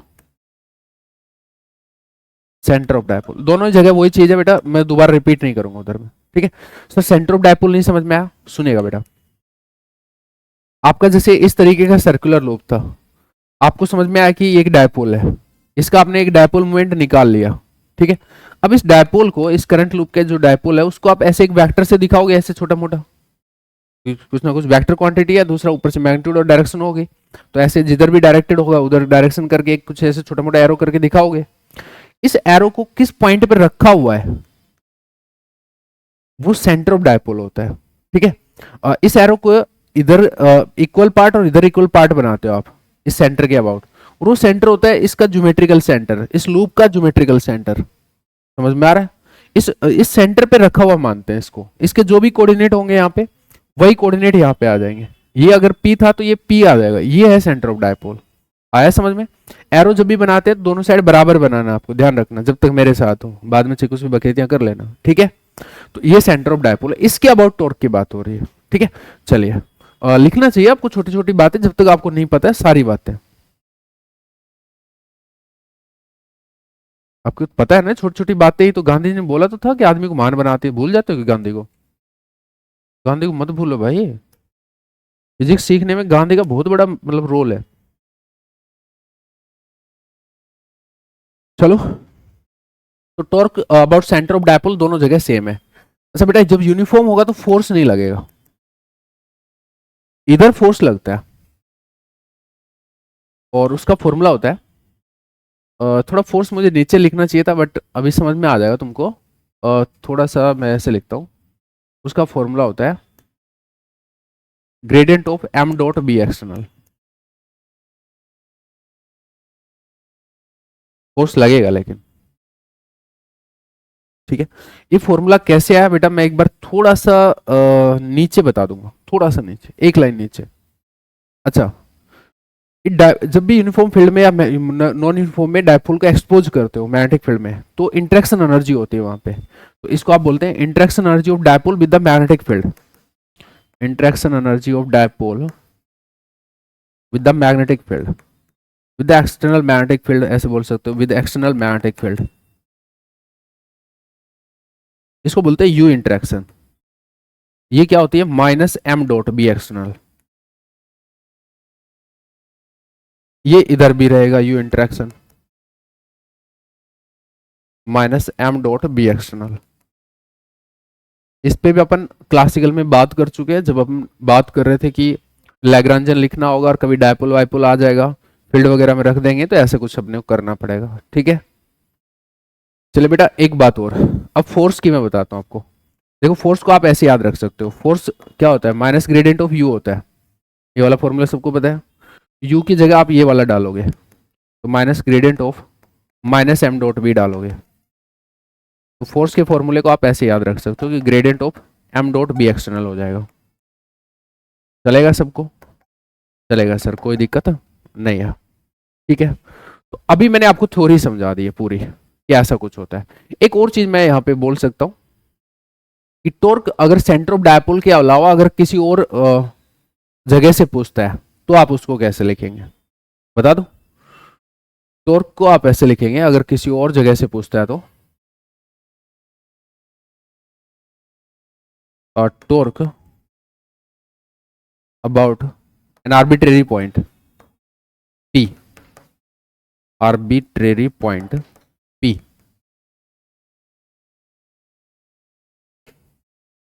arbitrary point P कहाँ पे होगा, तो ये कुछ डायपोल है, ये डायपोल का सेंटर है ऑब्वियसली, और ये कोई पॉइंट P है, इसके अबाउट अगर पूछा हो, ठीक है, तो आपने क्या करना है, इधर तो टॉर्क जीरो ही आएगा, इधर तो टॉर्क वही आएगा जो पहले आ रहा था, इस कहानी में थोड़ा सा लगाएगा राइट वाली में, ठीक है। इधर तो यही आएगा जो पहले आ रहा था, मैं बताऊंगा कैसे, आप फॉर्मूला लिखोगे अपने आप समझ जाओगे। इधर थोड़ा सा लगाएगा, एम क्रॉस बी एक्सटर्नल तो पहले आ रहा था टॉर्क, ठीक है, और अभी एक और चीज हो जाएगी, आर क्रॉस एफ, एफ जहां पे आपने ऊपर कैलकुलेट किया है, और आर क्या है, ये पोजीशन वेक्टर है, ओपी, उस पॉइंट है जिस पॉइंट के अबाउट आपको चाहिए।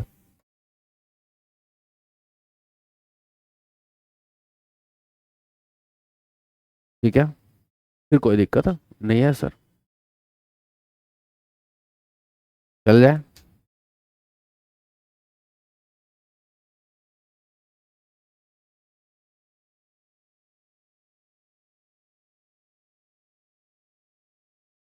चलिए, अच्छा यहाँ पे क्यों आया सेम फॉर्मूला, क्योंकि आर क्रॉस एफ में जीरो वेक्टर था ना, इस वजह से आया समझ में। इधर फोर्स लगता ही नहीं है, उधर फोर्स लगता है नॉन यूनिफॉर्म में। चलिए अभी टॉपिक पे वापस आते हैं, ये बेटा अलग चीज थी। अब मुझे बताओ कि आपने क्या किया है, आपने तो यूनिफॉर्म फील्ड में रखा हुआ है, और वो भी जेड कैप, वो तो जेड कैप तो डायरेक्शन तो बाद में देखेंगे, बट यूनिफॉर्म फील्ड है, ठीक है। जेड कैप में भी रखने के पीछे मतलब वजह है, वो आपको समझाई जाएगी थोड़ा सा लेटर, ठीक है। Magnetic dipole in presence of B external, आपने तो यूनिफॉर्म वाला रखा है, तो यूनिफॉर्म में रखे हो तो क्या लगेगा सर, टॉर्क लगेगा, और ये इंटरेक्शन एनर्जी वाली बात कर सकते हो, और फोर्स तो जीरो रहेगा, ये लेफ्ट वाला पोर्शन हो गया आपके लिए, ठीक है। तो चलिए, तो टॉर्क लगेगा तो टॉर्क लिखिए कितना लगेगा, और थोड़ा सा विजुलाइज भी करवाइए कि क्या सीन हो रहा है उधर में, ठीक है। चलो तो विजुलाइज करवाता हूँ थोड़ा सा, अभी एक बार थोड़ा सा बनाना मत, ठीक है, बनाना मत कुछ भी। तो जैसे बी एक्सटर्नल है वो इधर हो गया, बी एक्सटर्नल है वो इधर हो गया, बी जेड कैप, चलेगा बेटा सबको, कोई दिक्कत नहीं है, ये मेरा मैंने जेड डायरेक्शन मान ली, ठीक है। और म्यू, अब बी एक्सटर्नल और म्यू के बीच में कोई ना कोई एंगल तो होगा ही, तभी तो टॉर्क लिख पाओगे आप, ठीक है। तो म्यू किधर तो होगा ही ऑर्बिट का, तो ऑर्बिट लेट अपनी इसके ऊपर ही बना, यहाँ पे बनाते हैं, इस एक्सिस पे बनाते हैं, तो लेट ऑर्बिट हो वो ऐसे हो, किसी टाइम पे ऐसे हो, ऑर्बिट ऐसे हो, ये सर्कुलर ऑर्बिट है, आपको समझ में आ रहा है, कोई दिक्कत नहीं है इस चीज में, ऐसे कुछ, ठीक है। इलेक्ट्रॉन एक्चुअली लेट ऐसे जा रहा हो, ठीक है। क्या मुझे बता सकते हो कि सर एल किधर होगा? सर एल इधर होगा, आया ना, ऑर्बिट से परपेंडिकुलर, ठीक है। मूवमेंट के अलोंग आपने ऐसे हाथ किया है, ठीक है, एल सर ऐसे होगा। तो मैंने क्या माना है कि लेट किसी टाइम पे एल वेक्टर और बी के बीच में एंगल कुछ हो, ठीक है। अच्छा सर म्यू एल किधर होगा? सर नीचे की साइड में, इससे जस्ट एंटी बनाओ सर, ये जिधर है उसके जस्ट एंटी बनाओ। वो अलग बात आपकी चित्रकारी खराब है, बट बनाना थोड़ा सा कोशिश करना, ठीक है बेटा। अभी सही है आपका, ऐसे बनेगा। सर इसका ये मैग्नीट्यूड और ये मैग्नीट्यूड बराबर होगा, आप बताओ बेटा, बराबर होगा? नहीं sir, E by two M का रेशियो है, ई बाई टू एम का रेशियो है। अच्छा फिर कौन सा बड़ा होगा? म्यू बाई एल है, मैग्नीट्यूड का ratio E by two M है बेटा। ई होता ये बड़ा, मतलब ये जो रेशियो है बड़ा है छोटा है एक से, उस हिसाब से पता चल जाएगा कौन बड़ा है कौन छोटा है। सर ई तो होता है 1.6 इंटू 10 पावर माइनस 19, और ये होता है सर 9.1 इंटू 10 पावर माइनस 31। बेटा ऊपर लाओगे इसको तो पॉजिटिव आएगा, इसका मतलब म्यू बड़ा है, आया ना। तो इन प्रिंसिपल रहते हुए थोड़ा सा क्या बोलते हैं, उल्टा पुल्टा ना रहते हुए अपने को थोड़ा सा ये बड़ा बनाना चाहिए। सर बहुत बड़ा है वैसे तो, है तो बहुत बड़ा, बट ठीक है अभी तो मैं इतना ही दिखा सकता हूँ, इसको किलोमीटर तो दूर लेकर जा नहीं पाऊंगा, ठीक है, पर थोड़ा तो बड़ा दिखा दो, ठीक है, दिखा दिया। अच्छा ठीक है, अब टॉर्क लग रहा होगा, टॉर्क कितना लग रहा होगा उस पर बात करते हैं। ये तो बस जस्ट मैंने ऑर्बिट किसी टाइम पे दिखा ही है, ठीक है, ऐसे ही। आपको तो ये बात करनी नहीं चाहिए थी, मैं सीरियसली बोलूं तो आपको तो बात ये थी कि टॉर्क लग रहा है, एक मैग्नेटिक डायपोल को उसमें डाल रहे हो तो टॉर्क लग रहा है। टॉर्क कितना लग रहा है वैसे आप बताइए फिर, चलो लिखते चलो, टॉर्क लग रहा है फोर्स जीरो होगा। थ्योरी ऊपर हो चुकी है, अब मैं अपने टॉपिक पे आ रहा हूँ, ठीक है बेटा। टॉर्क कितना लग रहा है सर? म्यू क्रॉस बी या एम क्रॉस बी एक्सटर्नल? बेटा म्यू ये वेक्टर है यहाँ पे, म्यू वेक्टर। सर म्यू क्या लिखे भाई, जो निकाला था वो लिखा, म्यू एल एक्चुअली, ठीक है, वो तो कोई दिक्कत नहीं है, एल लगाऊं ना लगाऊं चलेगा। ये sir minus ji L E by two M L vector cross B external, ठीक है।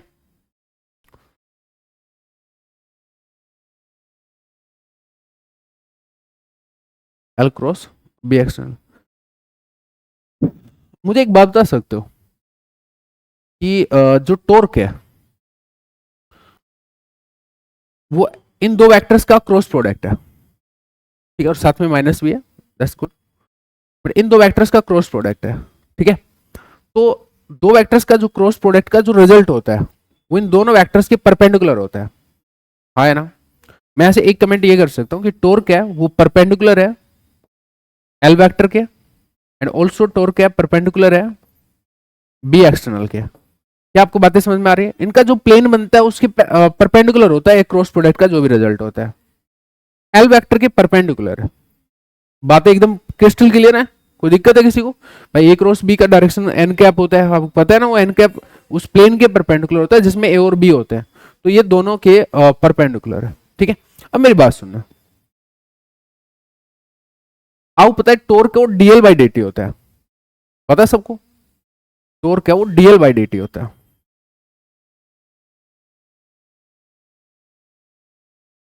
Change in angular momentum divide by D T, ठीक है, क्योंकि ये होता है, देखो dt तो टाइम है, dt तो टाइम है, टॉर्क का जो डायरेक्शन है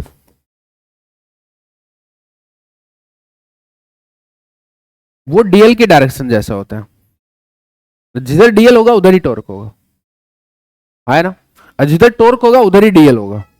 ट्रिपल साइन का मतलब बेटा डायरेक्शन है, dt हमेशा पॉजिटिव होता है, टाइम एक स्केलर क्वांटिटी है, तो इस वेक्टर का डायरेक्शन ये होगा, आप समझ रहे हो, कोई दिक्कत नहीं है। ट्रिपल साइन मतलब डायरेक्शन, मैं बहुत पहले बोल चुका हूं, मैं जब भी ट्रिपल साइन लिखता हूं इसका मतलब मैं सिर्फ डायरेक्शन, बार बार लिखने की मुझे जरूरत नहीं पड़े, ठीक है सर, ठीक है, कोई दिक्कत नहीं है बेटा। मैं सिंपल एक क्वेश्चन पूछना चाह रहा हूं कि जो एक स्टेटमेंट दे रहा हूं यहां पे कि डीएल यानी कि change in angular momentum,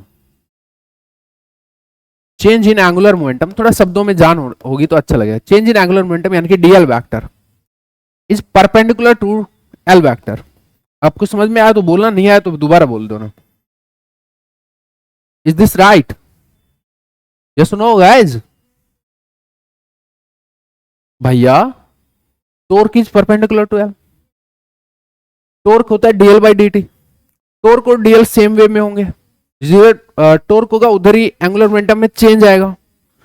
torque है वो एल के परपेंडिकुलर है, तो फिर एंगुलर मोमेंटम में जो चेंज है वो भी एल के परपेंडिकुलर है। मैंने कुछ गलत बोला है? कुछ भी गलत नहीं बोला सर। एक बात बताओ, कोई वेक्टर है, ए वेक्टर है, मैं थोड़ा सा लेफ्ट में बता रहा हूं आपको, कोई ए वेक्टर है, ऐसे हो जरूर नहीं है, ऐसे हो कुछ भी हो, कोई ए वेक्टर है, इसमें जो चेंज है वो इसकी डायरेक्शन के परपेंडिकुलर है। अगर डायरेक्शन में होता ना चेंज तो इसके मैग्नीट्यूड में चेंज आता, लेकिन अगर डायरेक्शन के परपेंडिकुलर डीए होता है, देखिए डीए यहां पे हो और डीए यहां पे हो, दोनों का मैं थोड़ा सा फर्क समझाता हूं। अगर डीए इसकी डायरेक्शन के अलोंग होता या फिर कोई आर्बिट्रेरी ऐसी डायरेक्शन में होता तो फिर उसके दो कंपोनेंट लिए जा सकते थे, आया ना?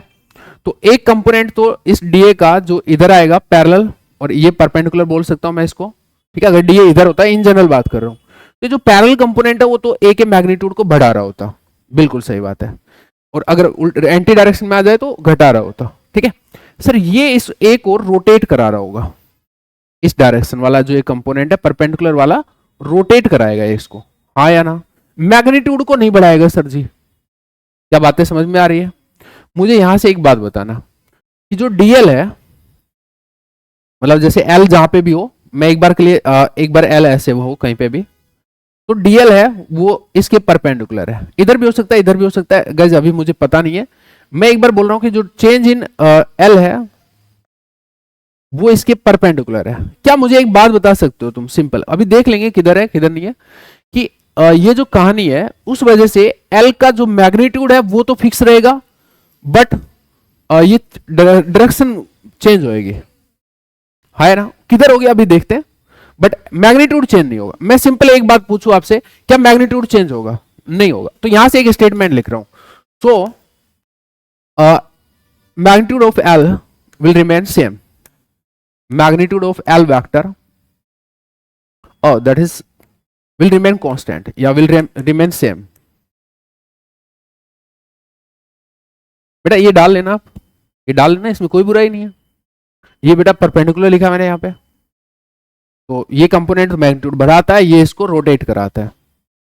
परपेंडिकुलर डायरेक्शन में है तो वो मैग्नीट्यूड बढ़ाएगा नहीं, सिंपल सी बात है, और इसके लिए कोई बहुत बड़ी फिजिक्स की जरूरत बिल्कुल भी नहीं है, हाँ ना? सिंपल सी चीज है, उसकी डायरेक्शन में आता है तो ही तो बढ़ेगा ना मैग्नीट्यूड, वैसे थोड़ी बढ़ जाएगा।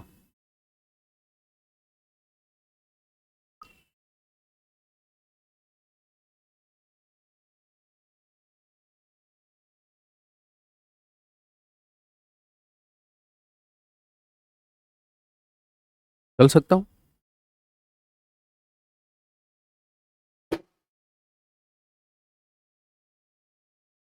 खातर पानी चाहिए? हाँ, क्या चाहिए? गजब आदमी है।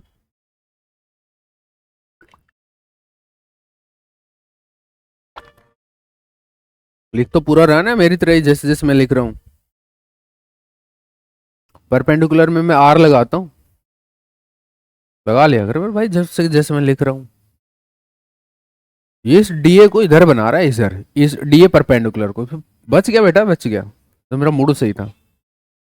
थोड़ी तो शर्म करिए यार, एक इधर चेंज है तो इधर इधर दो ही तो कंपोनेंट होंगे, क्या ही कर रहे हो? पता नहीं कहाँ से लाते इतना दिमाग। अब आते हैं मैं थोड़ा सा जो मेरा पीछे मैंने डायग्राम बनाया था उस डायग्राम के ऊपर। लेट ये सिचुएशन हो, लेट ये सिचुएशन हो। अब बेटा देखना है एक बार, मुझे ना थोड़ा सा एक बार, अभी आपको डायग्राम बनाना नहीं है, जस्ट आपको सुनना है। मैं एक बार ऐसे मान के चल रहा हूं कि ये एल वेक्टर यहां पर है, एल वेक्टर यहाँ पे, बेटा ये आपको दिखेगा नहीं तो आपके दो पेन दे दो जो कलरफुल हो, एक पेंसिल दे दे बेटा और दूसरा वो दूसरा वाला कलर दे दे, हाँ ये शाबाश।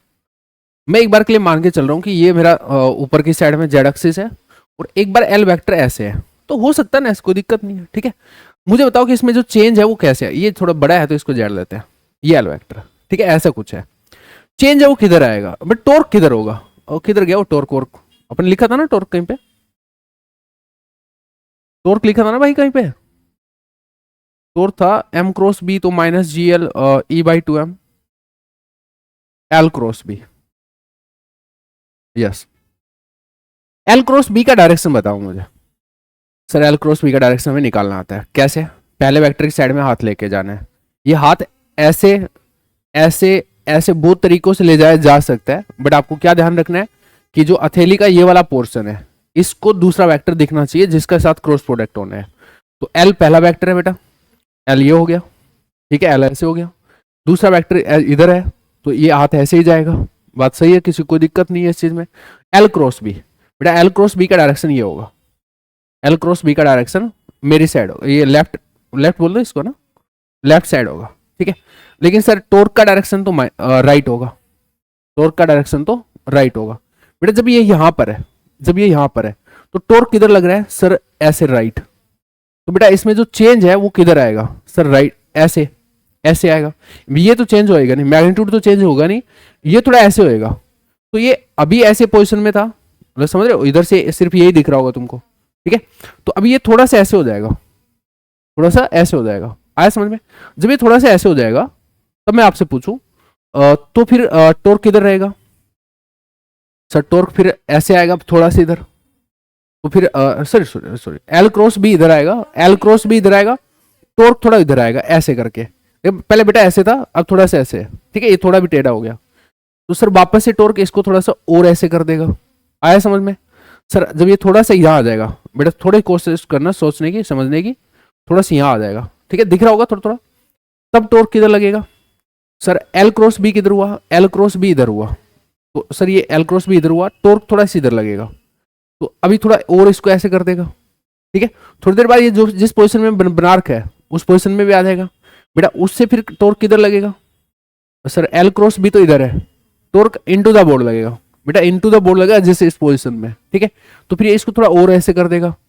अब अगर आपको समझ में आई है तो ये इसके साथ एंगल तो यही मेंटेन करेगा, फिक्स एंगल तो यही मेंटेन करेगा, इसका मैग्नीट्यूड भी वही रहेगा, और ये इसके अराउंड ऐसे घूमेगा कोण बनाते हुए, बेटा इसके अराउंड ये कोण बनाते हुए घूमेगा, समझ में आया क्या, पक्का, घूम रहा है, इस प्रिसिस कर रहा है, घूमने को बोलते हैं प्रिसिस कर रहा है, इसके अराउंड कोण बनाते हुए, तो उसको बोलते हैं प्रिसिशन मोशन या Larmor precision, specifically Larmor precision. थोड़ा सा मैं उसको यहाँ पे दिखाता हूँ, अच्छा फिर क्या होगा पूरी कहानी एक बार तो आप सुनेंगे उसके बाद ही लिखेंगे, ठीक है। वैसे समझ में आ गई कि इन दोनों की कहानी है, कर सकते हो आप, ऐसी कोई दिक्कत वाली बात नहीं थी, तो थोड़ा सा मैं एक बार बनाता हूँ आपके लिए। हाँ ये इस पोजीशन में बना दूं,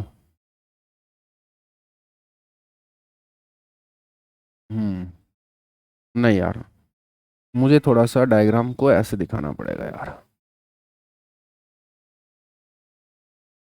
दिख जाएगा आपको ऐसे, ये मैंने वो एंड पोजीशन वाली बनाई है, वो वाला पोजीशन बनाया, और आप कभी यहाँ होगा, अब यार उसको देखो दिखा नहीं सकता हूँ मैं, समझ रहे हो आप मेरी व्यथा को, लेकिन आपको ये समझ में आ गया कि ये ऐसे जाएगा, ये ऐसे जाएगा, ये एल इसके अबाउट, ये अगर यहाँ पे जेड डायरेक्शन हो और ये जेड डायरेक्शन हो तो इसके अबाउट एल ऐसे घूमेगा कौन शेप बनाते हुए, पता नहीं कैसा डायग्राम बना है, तो कभी ऐसे यहाँ पे भी आएगा, कभी उसको है ना जो यहाँ वाले हैं मैं उनको ऐसे दिखा सकता हूँ, ये कभी यहाँ पर भी आएगा, कभी यहाँ पर भी आएगा, ये एल ही है सारा, हालांकि मैं उल्टा बना रहा हूँ, ये इधर से ऐसे जा रहा है, ये पीछे वालों को बनाना हो तो ऐसे बना सकते हो आप कि ऐसे जाएगा, ये आ रहा है समझ में। एल का मैग्नीट्यूड अभी हमें बढ़ा हुआ दिख रहा है, बट वो एक्चुअली मैग्नीट्यूड नहीं बढ़ रहा, वो मैंने दिखाया जस्ट, ना दिखाऊं तो ज्यादा सुंदर लग रहा था वैसे तो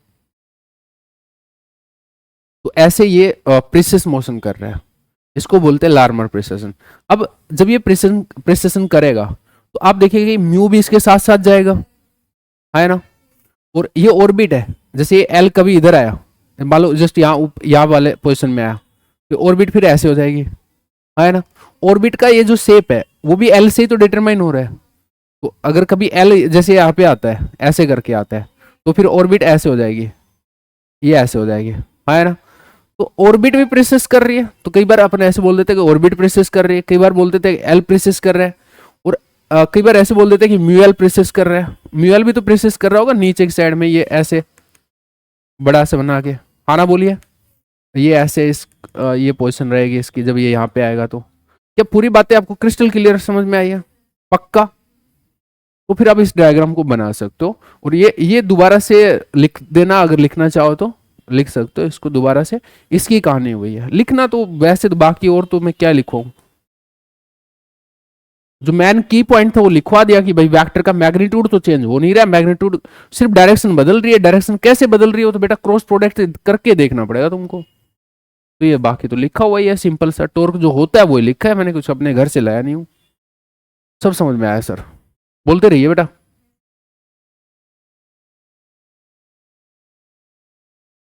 तो प्रिसिशन मोशन हो रहा है। प्रिसिशन मतलब है कि एक एंगल मेंटेन करते हुए कोनिकल शेप में मूव करेगा।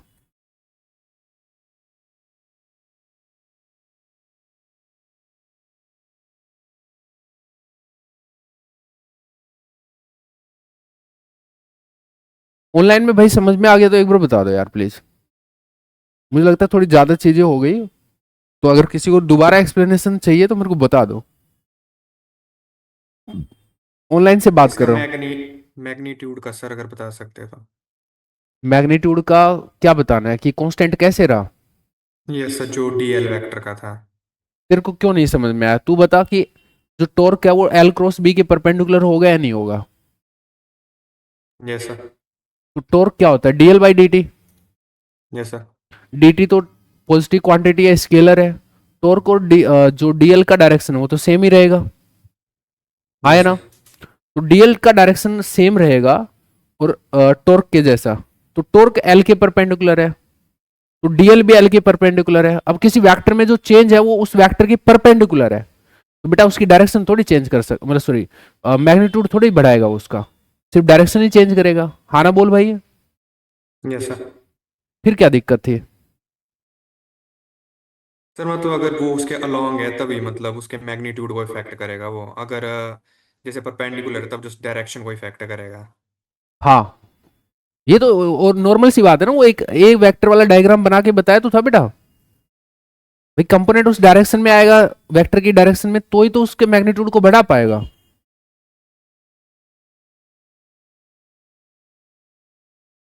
बता सूर्या, ये सर समझ गया सर। समझ गया? ठीक है, बना लो बेटा, इजी सी चीज है, कोई बड़ी भारी भरकम चीज नहीं है।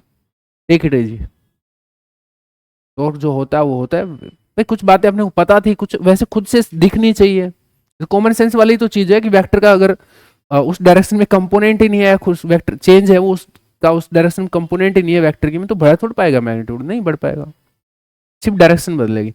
कुछ अपने लिए इनपुट डालना हो तो डाल सकते हो कि सिर्फ डायरेक्शन चेंज हो रही है, खुद के लिए डालना चाहो यहाँ पे डाल लो, क्योंकि मैंने तो वो पेन लेके समझा दिया। कौन बनाते हुए मोशन हो रही है, एल और क्या बोलते हैं बी एक्सटर्नल के बीच में एंगल हमेशा फिक्स रहेगा, ये बात जरूर डालो। एल और बी के बीच में एंगल हमेशा थीटा कुछ डाल दो वहां पे, और वो फिक्स रहेगा। Angle between L vector and B external will remain fixed.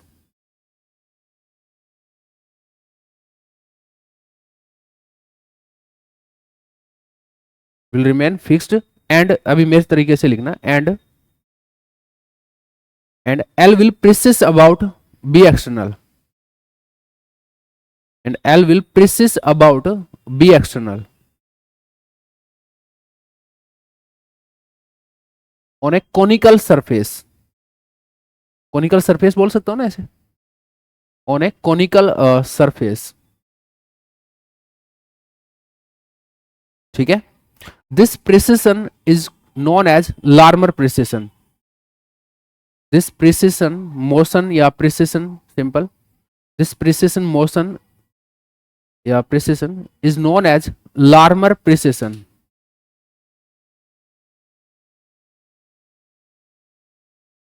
ठीक है बेटा?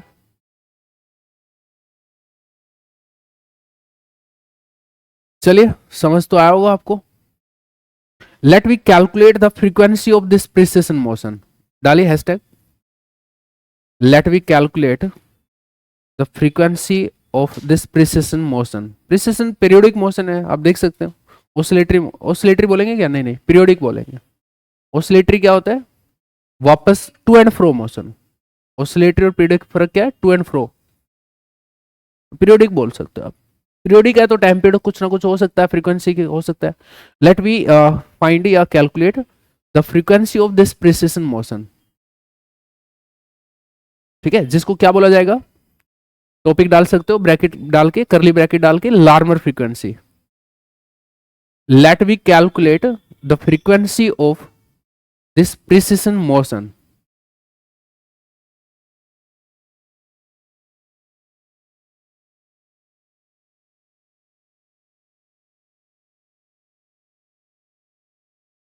ओके गाइस, इसको क्या बोलते हैं? Larmor frequency.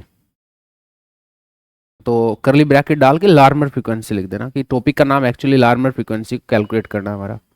अच्छा, कुछ क्वेश्चन वोश्चन भी पूछ सकता है इस लार्मर फ्रीक्वेंसी पे। ठीक है, तो मैं एक बार कैलकुलेट करा देता हूँ, उसके बाद आप फॉर्मूला ध्यान रखना है। अब मेरी छोटी सी एक बात मिस रह गई, हो गई वहाँ पे पीछे वाले डिस्कशन में, हालांकि वो ऑब्वियस है बट मैं एक बार बता देता हूँ, अगर आप लिखना चाहो तो लिख लेना। आपने क्या लिखा है कि थीटा यानी कि the angle between L and B, L and B external will be fixed and L will precess about B external maintaining this angle theta. Maintaining मैंने लिखा नहीं बट वो ऊपर फिक्स लिख दिया था तो वो अब समझ में आ रहा है, मेंटेनिंग दिस एंगल थीटा, है ना। तो मैंने सिर्फ एल के प्रेसिशन पे बात की। I can also right this thing in this way कि द ऑर्बिट इज प्रेसिसिंग, ये ऐसे ऐसे हिलडुल नहीं रही ऑर्बिट, ऑर्बिट इज प्रेसिसिंग, एक मिनट बेटा रुक ले, orbit is precessing about B external, ऐसे बोल सकते हैं। और ऐसे बोल सकते हो कि mu L is precessing about B external, तीनों ही हो रहे हैं। ठीक है, ऑर्बिट ऐसे ऐसे हिलडुल रही होगी, कभी ऐसे कभी ऐसे ऐसे ऐसे, है ना। और ये तो ऐसे ही कर रहा है जैसे ये इधर कौन बना रहा है, ये इधर कौन बना रहा है। तो अपने सिर्फ एल का लिखा है, एल प्रेसिस कर रहा होगा तो म्यू भी कर रहा होगा, ऑर्बिट भी कर रही होगी, तो इन दोनों का भी लिख सकते हैं, ये बात बोल रहा हूँ। तो आप ऐसे भी मतलब वहां पे डाल सकते हो, also orbit and mu vector are precessing about B external. नीचे कहीं पे भी डाल सकते हो, कहीं पे भी डाल सकते हो, कोई दिक्कत नहीं, आपके लिए है ना ये चीज। नहीं भी डालेंगे तो भी काम चल जाएगा भाई, सब खुद कुछ कॉमन सेंस में भी तो रखो ना, ऐसे थोड़ी है, देख भी तो रहे हो आंखें फाड़ के, किस लिखने का कोई मतलब थोड़ी है। सिचुएशन को एनालाइज भी तो किया ना कि हो क्या रहा है इधर में। ठीक है, चले बेटा, अभी ये पूरा कहानी हो गया लार्मर प्रिसिशन का। मैं बोलूंगा लार्मर प्रिसिशन में आपको टेंस नहीं होना है, सिंपल। टॉर्क क्या लगेगा? आप देखो म्यू को अगर रख रहे हो वहां पे मैग्नेटिक फील्ड में, अगर मैग्नेटिक डायपोल को एक्सपोज कर रहे हो तो सिंपली टॉर्क लगेगा उस पर।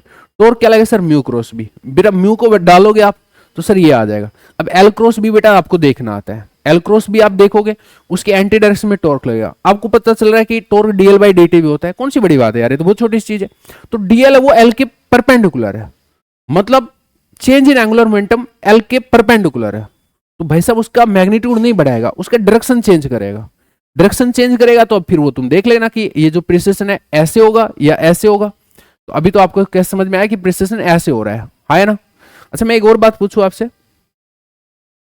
कुछ यहाँ पे बातें, ये थीटा, मैं एक और डायग्राम बना लेता हूँ आपने जो नया टॉपिक लिखा है उसके हिसाब से। ठीक है, तो आपको ये समझ में आया कि ये अगर बी एक्सटर्नल है,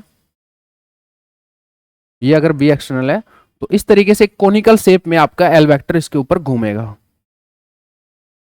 ये ऐसे कुछ रहेगा, कभी ऐसे रहेगा कभी ऐसे कुछ रहेगा। ठीक है, मैं कुछ दो सिचुएशंस की बात करूं, लेट एक बार यहां पे हो और फिर एक बार यहां पर हो। ठीक है, तो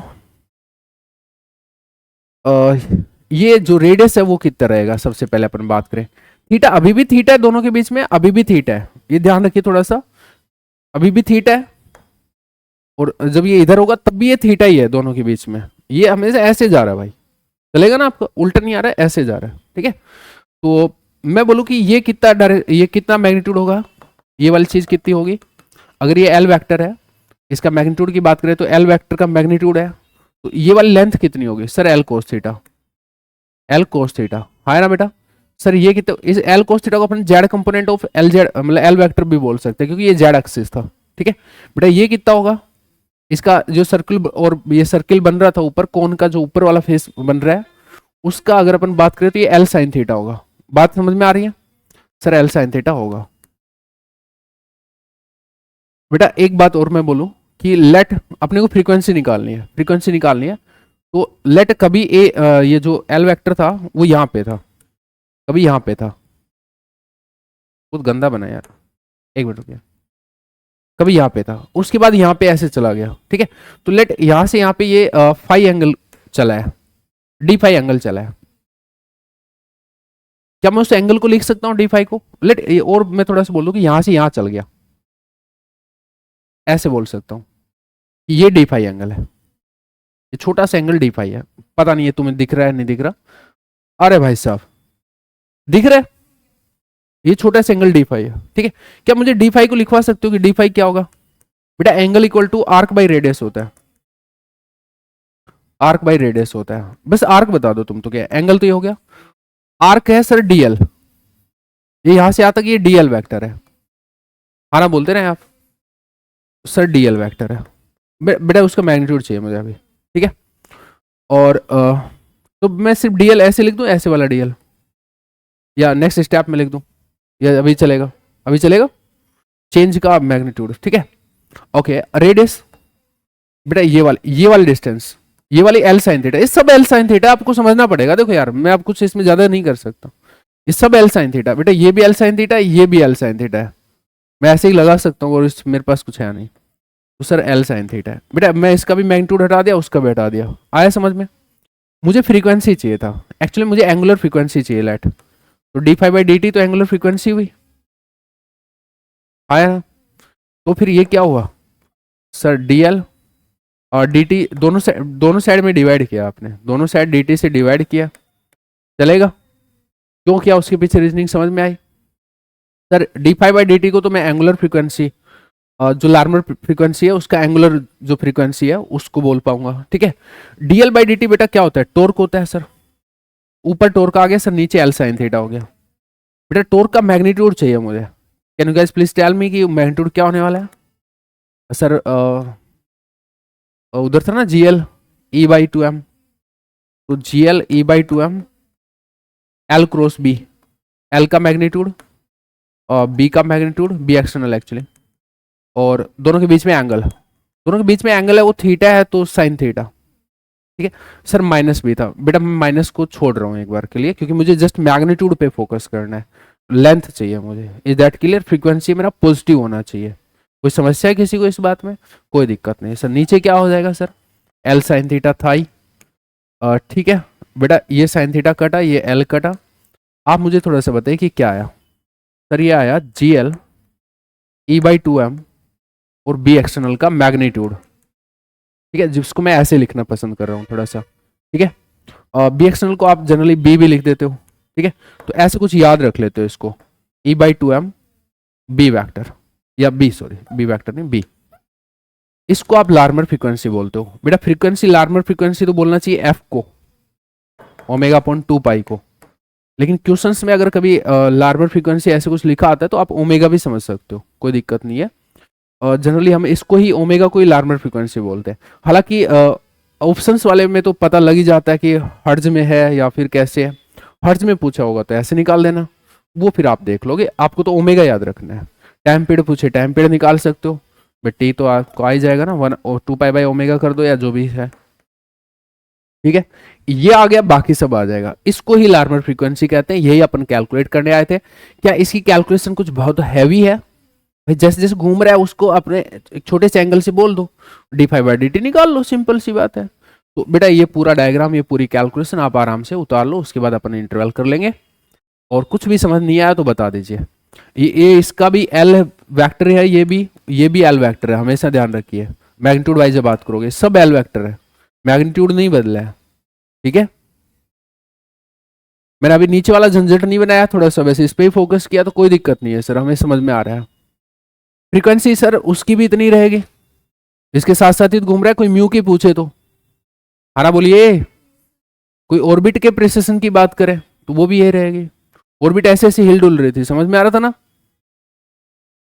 ऑर्बिट का प्लेन लगातार वाइब्रेट सा कर रहा है एक टाइप से, जैसे किसी प्लेट को अपन थाली को नीचे डाल देते ना फर्श में, तो ऐसे ऐसे होती थोड़ी देर के लिए, टन टन टन टन, वैसे ऐसे ऑर्बिट हो रही है थोड़ी,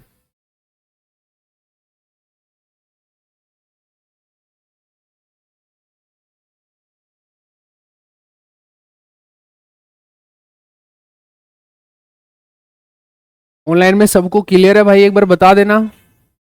कुछ पूछना है पूछ सकते हो।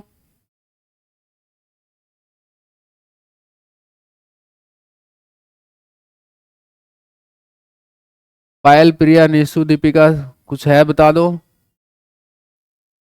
क्लियर है सर। क्या कह रहे हो? आ रहा है सर समझ में। ठीक है बेटा।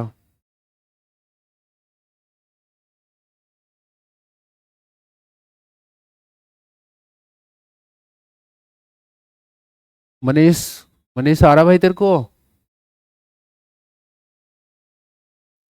यस सर, आ रहा है। ठीक है, बढ़िया बढ़िया। सीट वीट कर रहा है तू?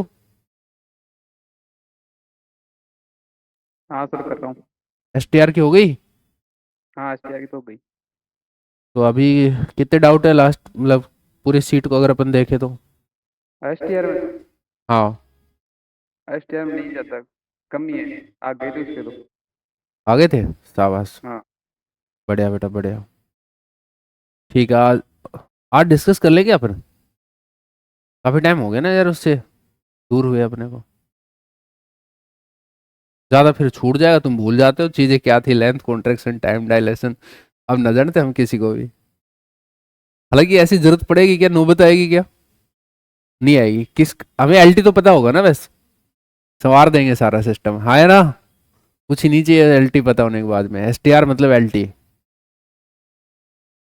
ऐसे रखना अपने कोई भी टॉपिक को, जैसे छोटी सी चीज बस उस पे पूरा टॉपिक को बिल्डअप कर देना है बेटा। इसको बॉक्स कर लेना, जो ओमेगा का जो फॉर्मूला आएगा ना आपका अल्टीमेटली, ये बढ़ा दूं ऊपर की साइड में। ये जो अल्टीमेटली फॉर्मूला आएगा इसको बॉक्स कर लेना, इसको तुम ध्यान रख सकते हो। ये निकालना हर बार नहीं चाहेंगे अपन, क्योंकि थोड़ा सा टेढ़ा सही है, क्यों ही अपन झंझट मोल लें।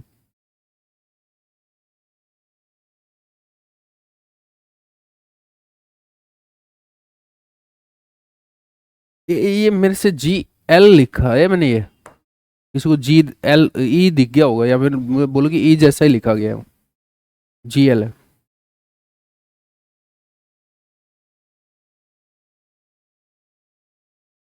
क्या? पढ़ जाओ। अच्छा, ऑर्बिट का प्रिसिशन सबको समझ में आया ना? कभी ऐसे होगी, कभी ऐसे हो जाएगी, कभी ऐसे होएगी, सेंटर यही रहेगा, ठीक है? कभी ऐसे होएगी, कभी ऐसे होएगी, ठीक है? और कभी फिर ऐसे होएगी ये वाली सिचुएशन में, कभी ऐसे ऐसे ऐसे तरीके से प्रोसेस करेगी। इतना गंदा तो नहीं जाएगी? इतना गंदा जाएगी क्या? नहीं जाएगी ना? जा सकती है, जा सकती है, बहुत सारी चीजें ऐसे ऐसे मतलब हिलती डुलती रहेगी, ठीक है?